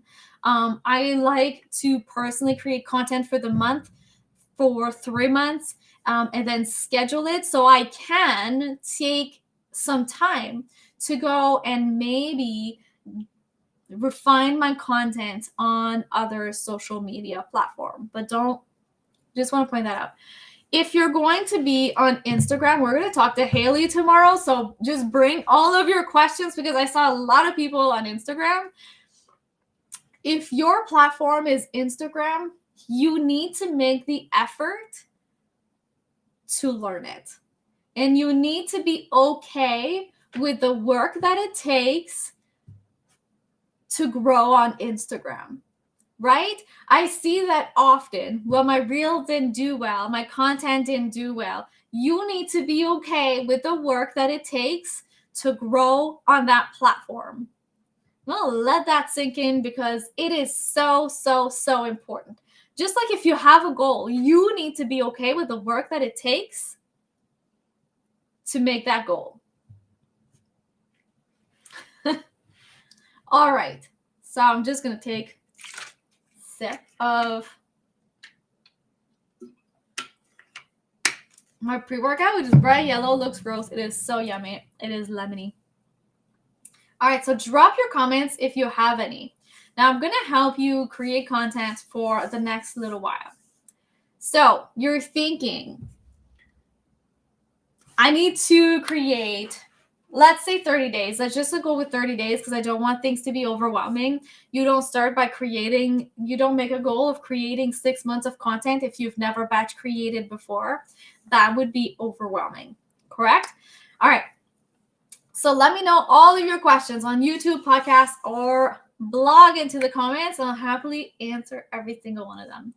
But I want to give you a few tricks. So right now, I want you to grab a piece of paper and a pen. So let me know when you're good to go in the comment. Let me know when you got a piece of paper and that pen.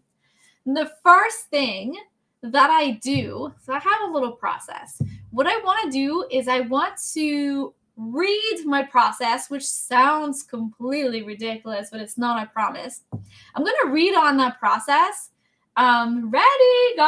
Amazing. So I'm going to read on that process before, okay? So the day before or 2 days before I sit down to generate and plan all of my content, I know, okay, so I'm going to brainstorm. I'm going to do maybe a quick market research on Instagram and Facebook or email lists and see what people want to hear from me. What do they want to learn right now? I am going to, I just want to read the process because what that does to your brain, it just starts working. For me, it's the shower. I'm thinking I'm going to buy like those kids crayons for the shower and just start writing things down because everything comes into the shower. TMI. Too much information right there. It's okay. Okay, so the first thing you're going to do, if you have your pen and your paper, you're going to do a brain dump. Don't overthink. The power of the brain dump is to get everything out of your head out. I need it out. So I want you to do a brain dump without overthinking. I'm a big fan of Audible too. Yes, Kathy, I love Audibles. I want you to do a brain dump. And you know what? I would like to invite you to do that right now as I speak and as I walk you through ideas. I want you to do a brain dump on ideas of content. What could you teach? And let's start small. Don't start thinking that you should do like an hour podcast. No, if you have enough content for an hour podcast, you just have enough content for 6. Let's break it down. Let's schedule it. Let's make sure that we're consistent into our goal. So I want you to do a brain dump right now. So what are some questions that people usually ask? So for example, people will usually ask me how to create a lot of content and repurpose, right? I always bring a behind the scenes. So this is how you edit a video. This is how you edit an audio, because I've spent so much time looking it up and learning. That's the information that I want to pass on, especially if you are very visual like me. So maybe this month I'm going to teach you how to create a website step by step, how to create a funnel step by step. Maybe I'm going to do it with you so you can see everything that I am doing to create a website. So maybe this month I could show you what is evergreen content, how to create content for a podcast, for a YouTube video, for a website, for a blog. Maybe I can show you how to stop collaboration. I can teach anything and everything on how to run a collaboration, a summit, a bundle. I can show you how to build your email list. I grow my email list by thousands each month. So this is how I would do an email list. So usually I would talk about create, automate, and scale. So create content, schedule it, automate your business. I am sort of queen of automations on how to automate your business. I do mistakes, but but it's so amazing. I've been able to automate summits and collaboration, and I have saved probably hundreds of hours over a 3-month period, at least 100, because of those automating a client's journey, so that you feel less overwhelmed, that you have more time to take on those clients. And then there's the scaling, there's the throwing big collaboration, big summits to grow your email list and build your authority, and how to launch. So those are all things that I could talk about. So I don't even know how many I came up with. Let me know in the comment, how's your brain dump going? Have you come up with a few ideas? Am I talking too much?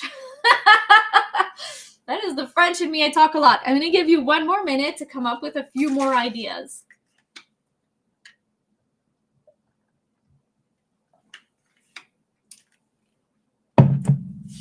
All right, brain dump. Ooh, okay. Oh, you got 10 down. Okay, that is amazing. Amazing. So, to give you a perspective, if you're trying to come up right now with 1 month of content and you're starting with your evergreen content, you need 4, maybe 5, depending on the month. But right now, let's just pretend we need 4 pieces of content. Do they have to have 3? Whoops, sorry, that's the wrong one. Okay, do they have to have 3 to 4 steps to them? Well, that depends. If I was to ask you, what platform would you prefer to put your content on? What would you say? Because they don't necessarily need, right? So how to create content for Instagram, how to, you'd have to send me in the comments a few of your ideas so I can personalize things more to you. First IG, then Facebook. Okay, so if you're on IG, obviously I'm thinking Reels, live video content. So no, you don't need to have 3 to 4 ideas, because maybe those 3 to 4 ideas can become 3 to 4 Reels. So nope, not necessarily. You're welcome to add some ideas. Judy says, I have 10 already started with 2, then bumped off.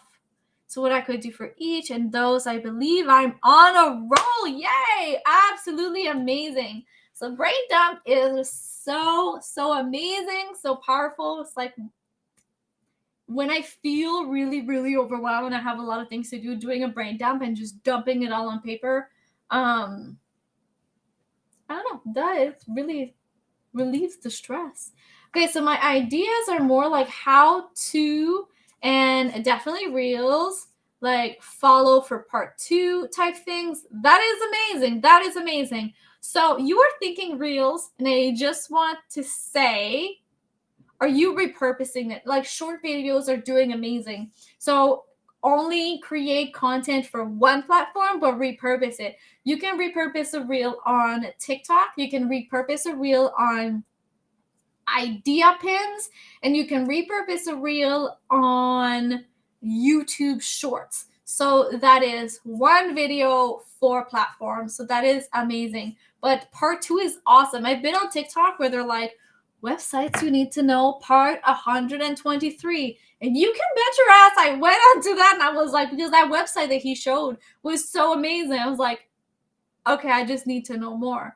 And that just brings you back to the account. So if you're like, hey, part 5, I'm going to go back to your account if I watch part 1, and I'm going to go part 5, and I'm going to go watch part 1 to 4. So I think that that is amazing, amazing, amazing idea. Okay, so you started your brain dump. Amazing. So take the first thing that you wrote or pick one. Just pick one. I'm going to see if I can open another window and share my screen if you are all okay with that. Let's see. Just share my screen. This one. Okay. So let me know if you can see my screen. Okay, it should be good. Okay. So let me know if you can see my screen. This is just obviously Google. Okay, so you all have Google, and I'm just going to say something that I get asked often is how to grow your email list. I'm not even typing. Here you go. How to grow my faster. Nice. Email list. Whoops. So you can see that Google is starting to populate some ideas every time that I'm typing, right? So how to grow my email list, how to grow my email list with Instagram, how to grow my email list using Facebook, how to grow my email list fast, how to grow my email list with social media, how to grow my email list from scratch, how to grow my email list with Pinterest, how to increase my email list. Can you see that these are all ideas I can now add to my list that I keep on a spreadsheet? Those are all ideas that I can now create content for. All right. So I'm just going to go and click on the first one, how to grow my email list with Instagram.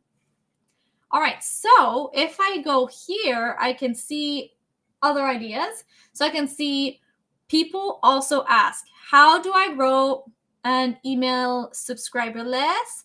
How can I get email address from Instagram? So there's more. And then if I scroll all the way to the bottom, how to get email lists from Instagram followers, Instagram email lists, email marketing Instagram, email collector for Instagram, how to grow an email list fast, Instagram newsletter sign up. So they're giving me, again, even more ideas.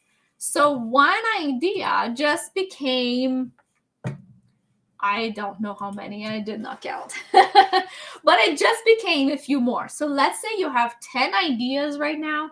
You can easily come up with 50 by just taking a few minutes and going onto Google and see what are people actually Googling. So what are people are actually looking for? And now keep in mind, after that entire list, you need 4 pieces of content if you're thinking evergreen content on YouTube, podcast, and a blog. So, but also if you're thinking reels, right? So I like to take, like, let's say a podcast and turn that into 3 to 4 reels, maybe TikTok, whatever. But if you're not there yet, it is totally fine.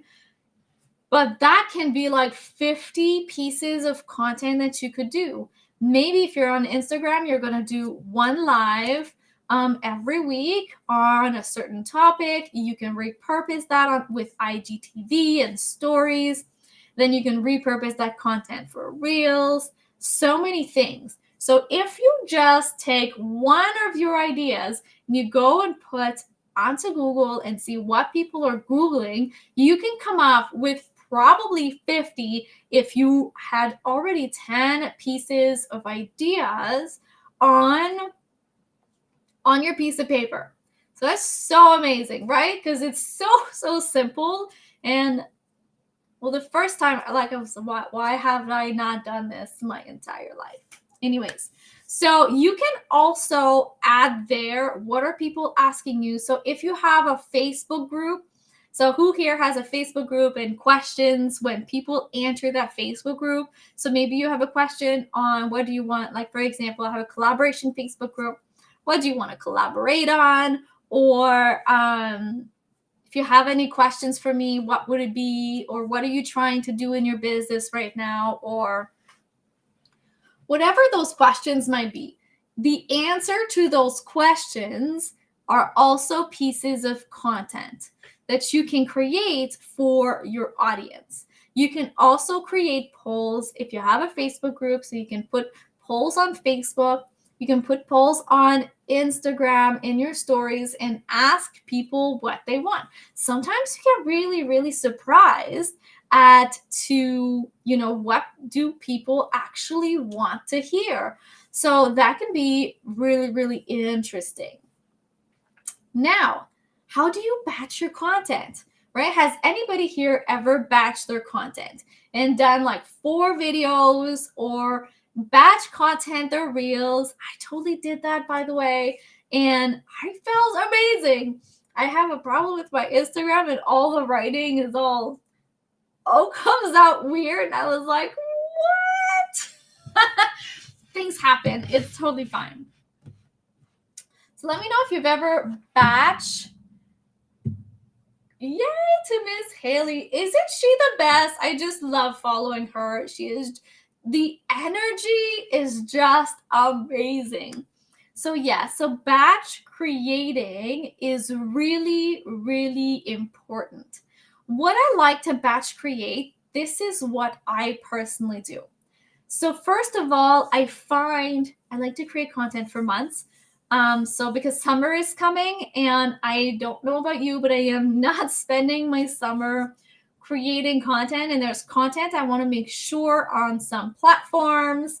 And I just don't want to be creating. I'm okay with creating short form video for the summer, but I don't want to be creating or editing video. I want to be on the beach with a girly drink or I want to be sitting outside. So I am in the process of creating months of content and scheduling it for the summer. So what I do is first I get my titles. So whether you're trying to find 4 or 10 or 20 or 30, I find my titles.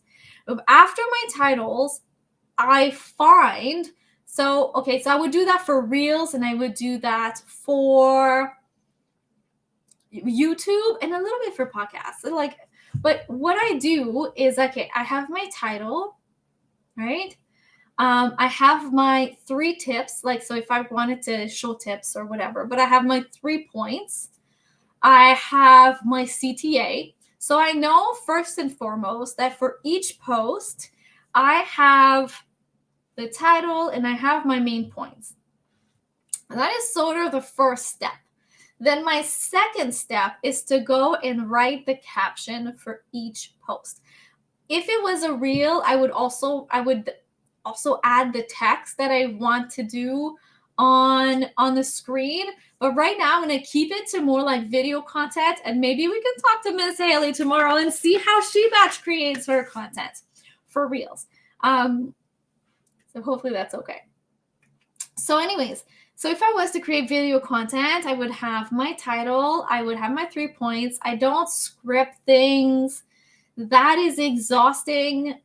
script. You just want to be talking like a normal human being. So I would have my 3 points as to what I want to talk about.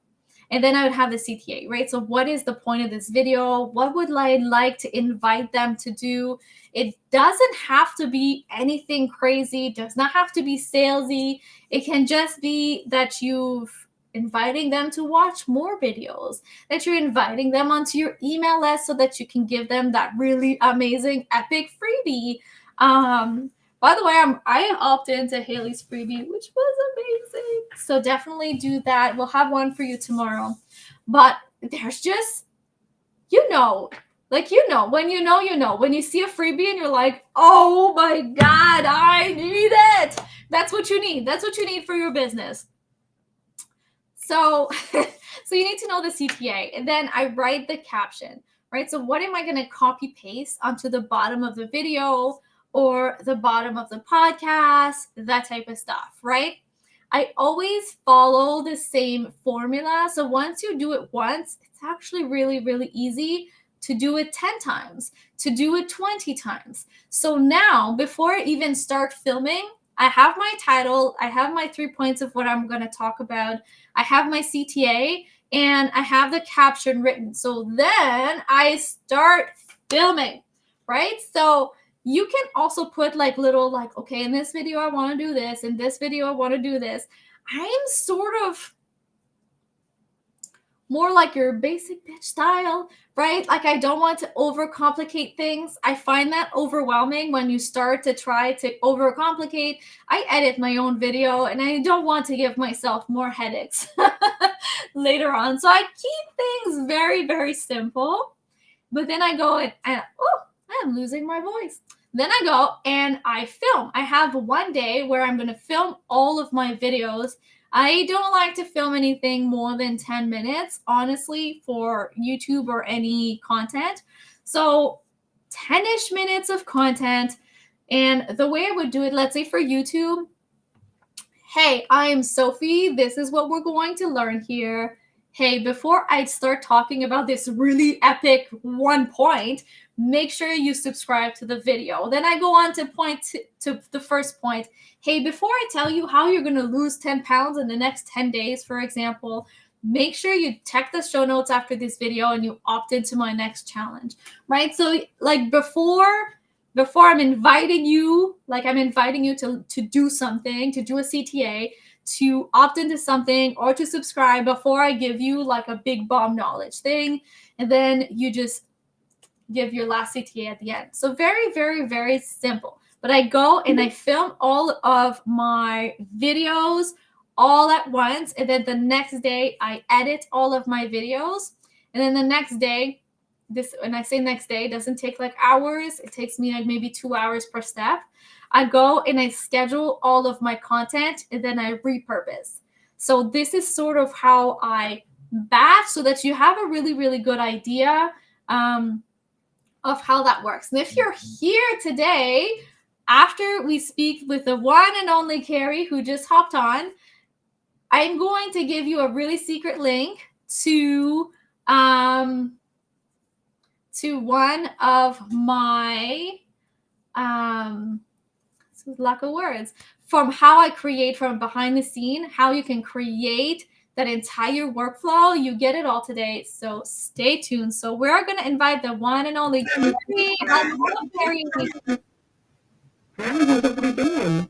I am doing good. I am doing good. Here, Cari, in the comments. Let me know if you can hear it. You're coming in a little fuzzy, but I think it's just feedback on my end.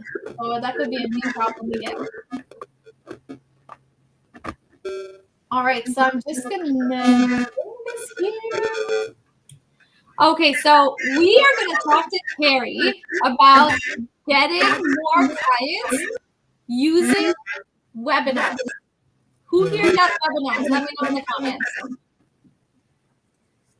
Cari Brunton is an event planner, a webinar expert. She started public speaking. It is very sound, it's very fuzzy and echoey. Let's see what we can do about that.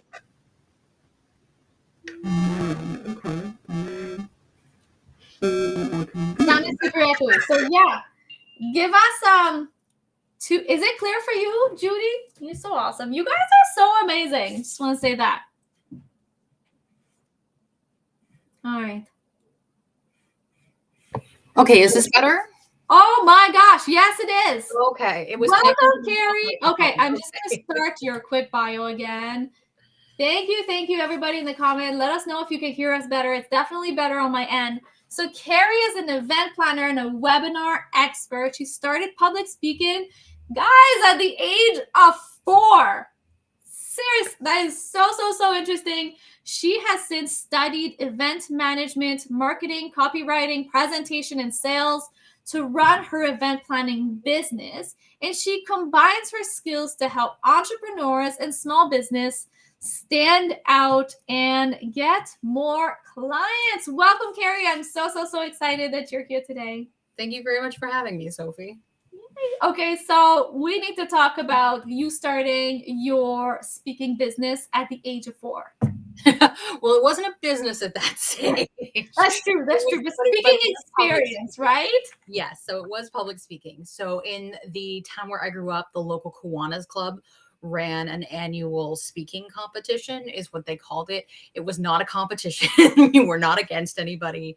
And so at the younger ages, what we did was we memorized a short poem and then we had to present it in front of people. And over the years, it grew and changed to the point, where you had to memorize whole paragraphs and then you were doing speeches and things like that. So I got very comfortable very quickly speaking on a stage and speaking to people. And so it was such a great experience that has benefited me very much in the long run. I think that that's so incredible considering how much I struggled even as an adult, in speaking. I was able to play instruments and stuff and do solos for that. But speaking, it took me a long time. And I used to get so overwhelmed, and even as an adult, that I would say things that would come out of my mouth. And you want to hide under a pillow or a couch or an entire house because what you just said was so out there. I was into the military. So yes, I was in the military. Anyways, I was in the Canadian Forces, and I was sort of pushed into a position where I had to do a speech.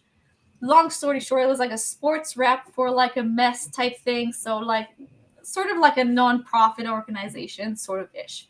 Anyways, and I was put on the spot. And as an adult, I stood up. I didn't know what to say. And first of all, I blacked out because I don't remember any of it. None of it. And I said something seriously ridiculous. Okay, again, I was in the army. So I'm standing in front of a bunch of men. We call them boys, really. And said, yeah, you guys should really come because I was already sort of in a position should come. We have a golf tournament and I'm really fun to play with. I said that. You know what?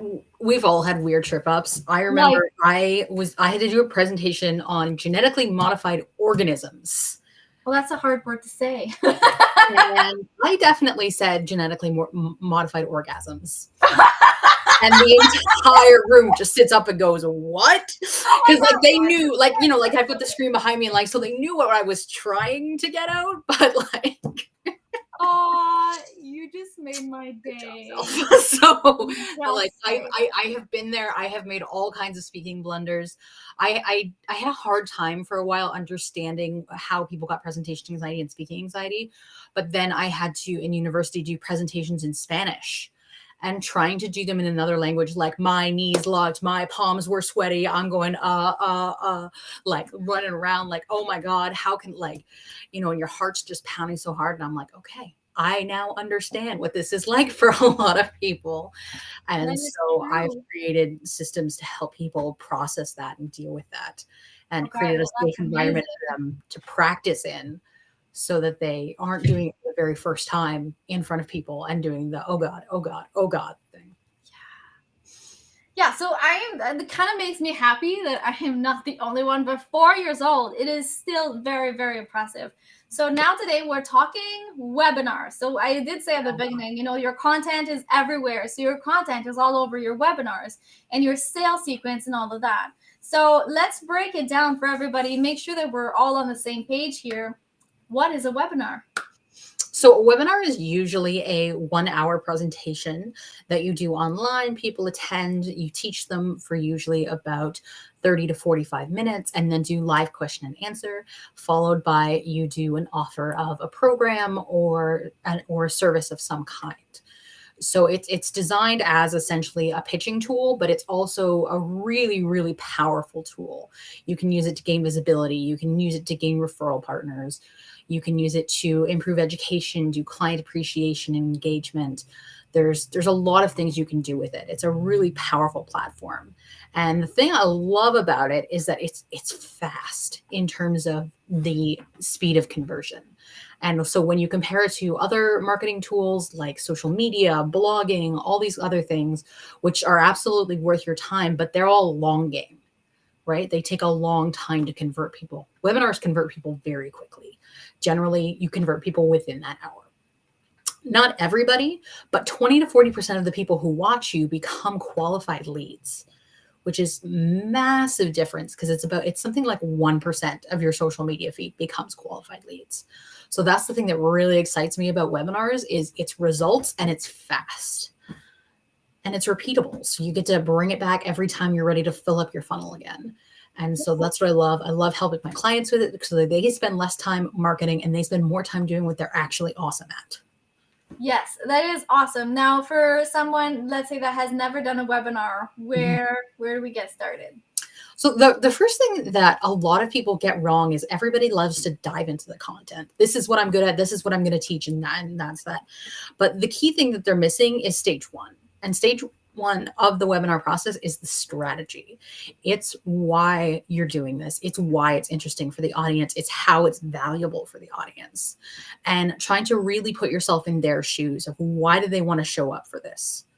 Right? I'm seeing lots of people who've attended webinars in the past. If you've bought something from a webinar, throw a 1 in the chat for me, because I'm betting a whole bunch of you have. I know I've bought stuff off webinars, like they're a great model. Yeah.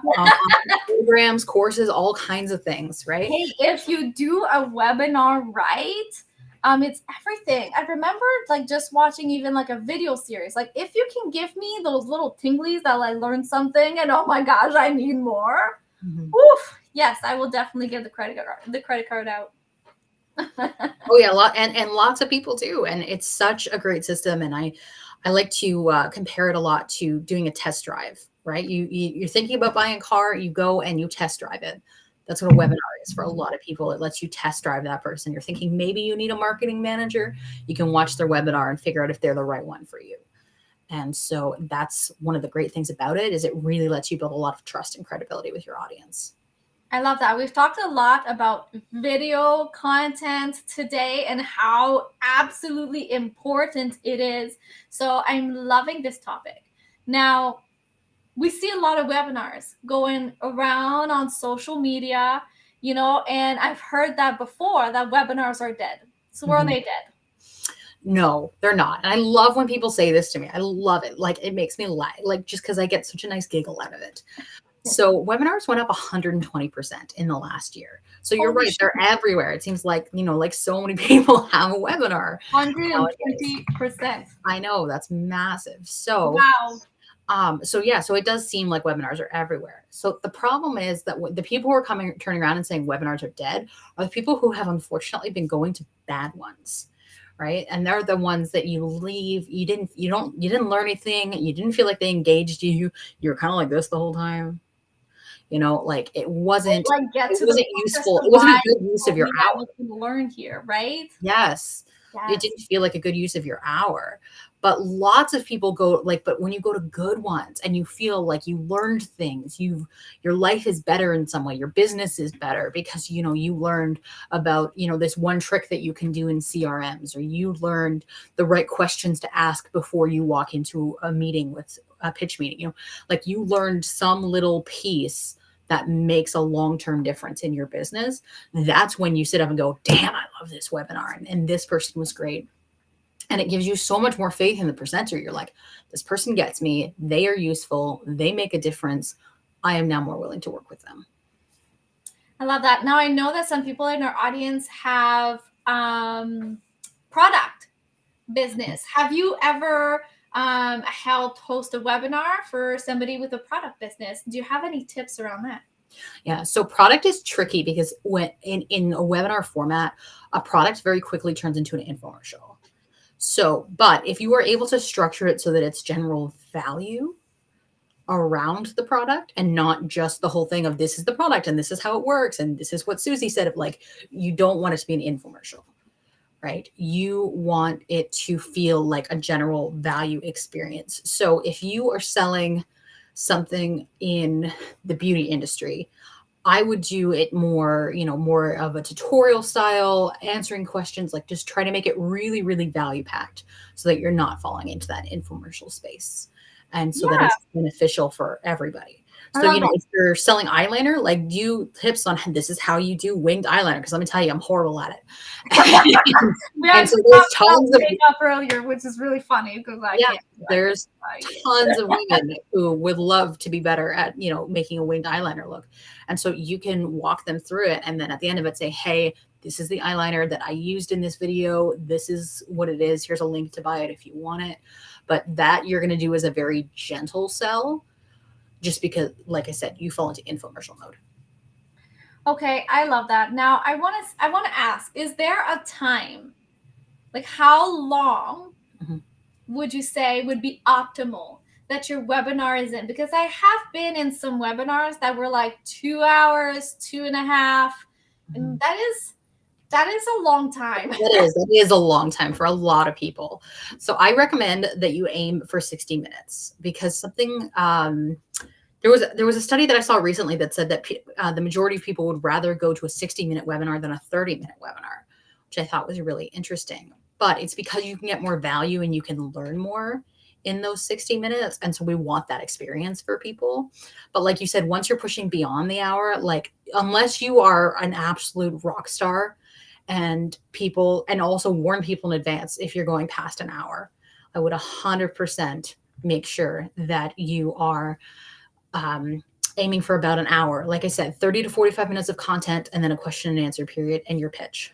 So I really think that that's a great place to start for people. If you're a dynamite performer and people are hanging on to every word, you can go for an hour and a half. That's fine. But like, let me tell you, I've done a lot of webinars. Your mouth is freaking tired after it. I had to do 2 presentations in a day, a week and a half ago. And at the end of it, I was just like, no one speak to me. Like my mouth needs to just be closed for the rest of the day. Like you get very tired. So I recommend sticking with about an hour. That is amazing. Now, if you are listening right now, let us know if you have some questions for Cari in the comments.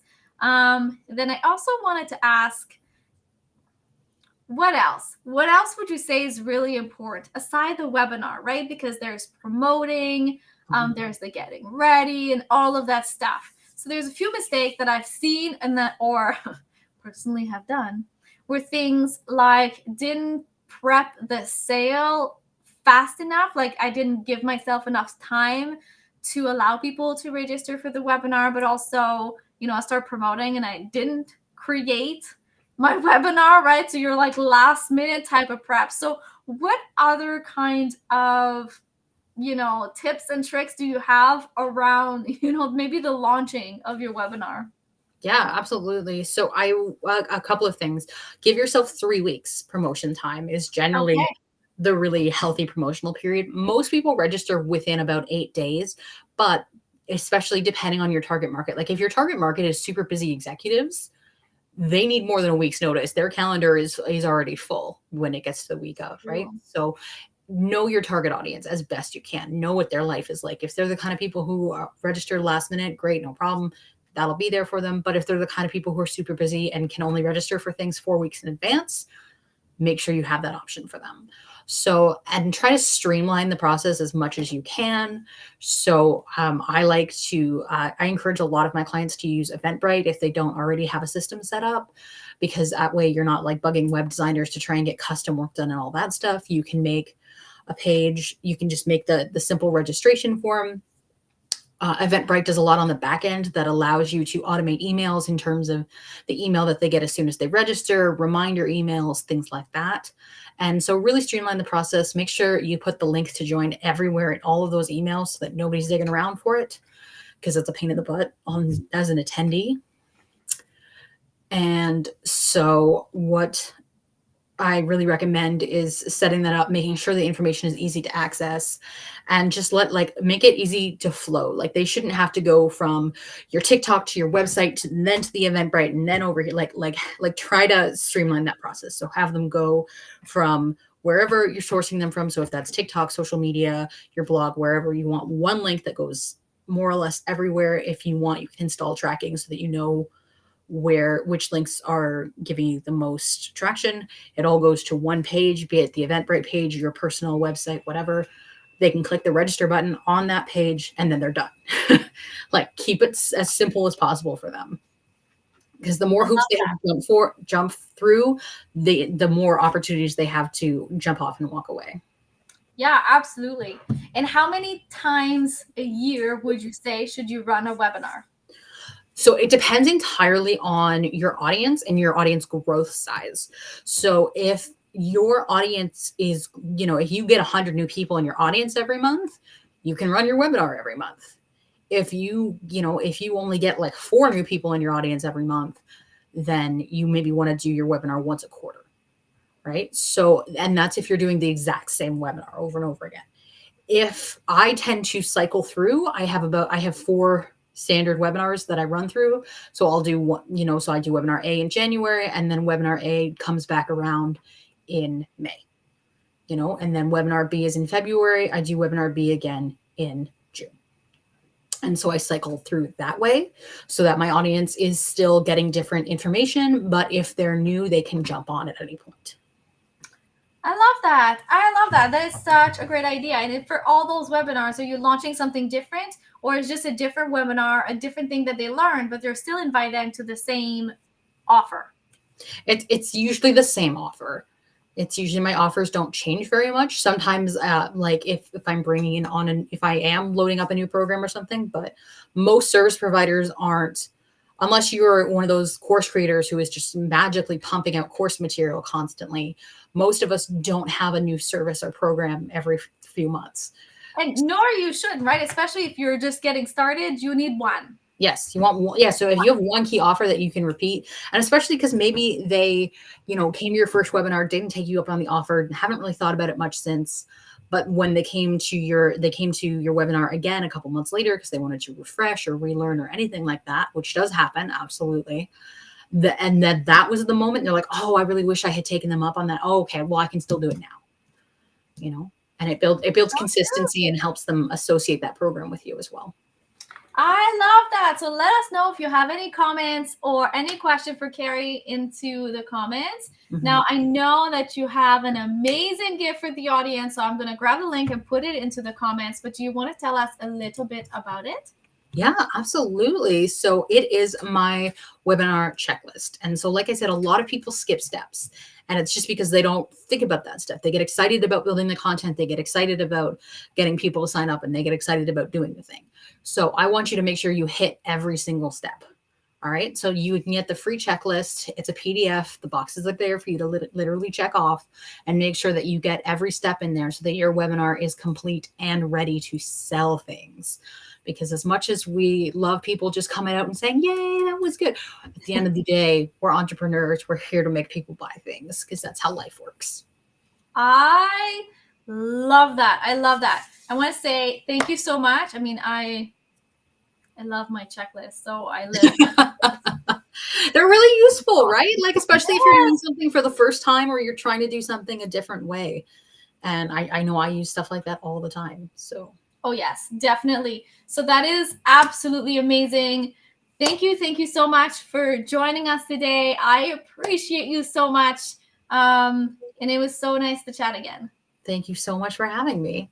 We'll chat soon. Okay, take care. Okay, how absolutely amazing was today and all of the information that you were able to grab. So if you were watching live, you can still watch again. There's going to be an email very shortly that's going to go out with the replay and as well with all of the gifts from today's speakers to make sure that you didn't miss out. As promised, I am dropping the gift, one of my gifts, into the comments so that if you are here live, you get to grab.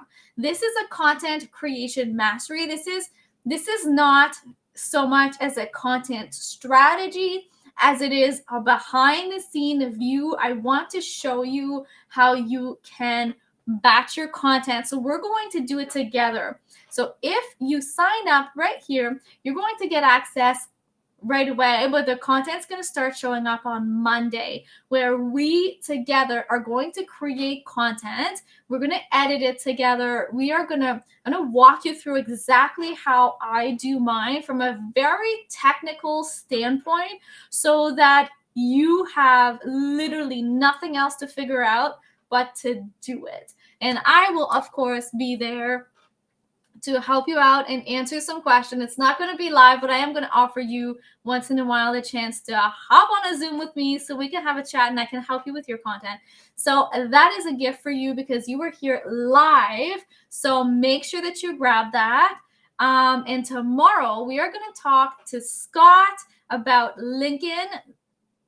Dude is fire. The energy of the speakers tomorrow will leave you so motivated. I already can't wait. We're going to talk to Haley about all thing how you can niche, but I know she's amazing. Her content is outstanding, so bring your question. But she has some niche ideas for us, which is amazing. We're also going to talk to Abby about some marketing techniques. So I'm really excited. I know it's my high-pitched voice. You are so welcome, Judy. I cannot wait to see everybody tomorrow. So I hope you tune in live. Thank you so much for joining today. And I hope you all have a good evening.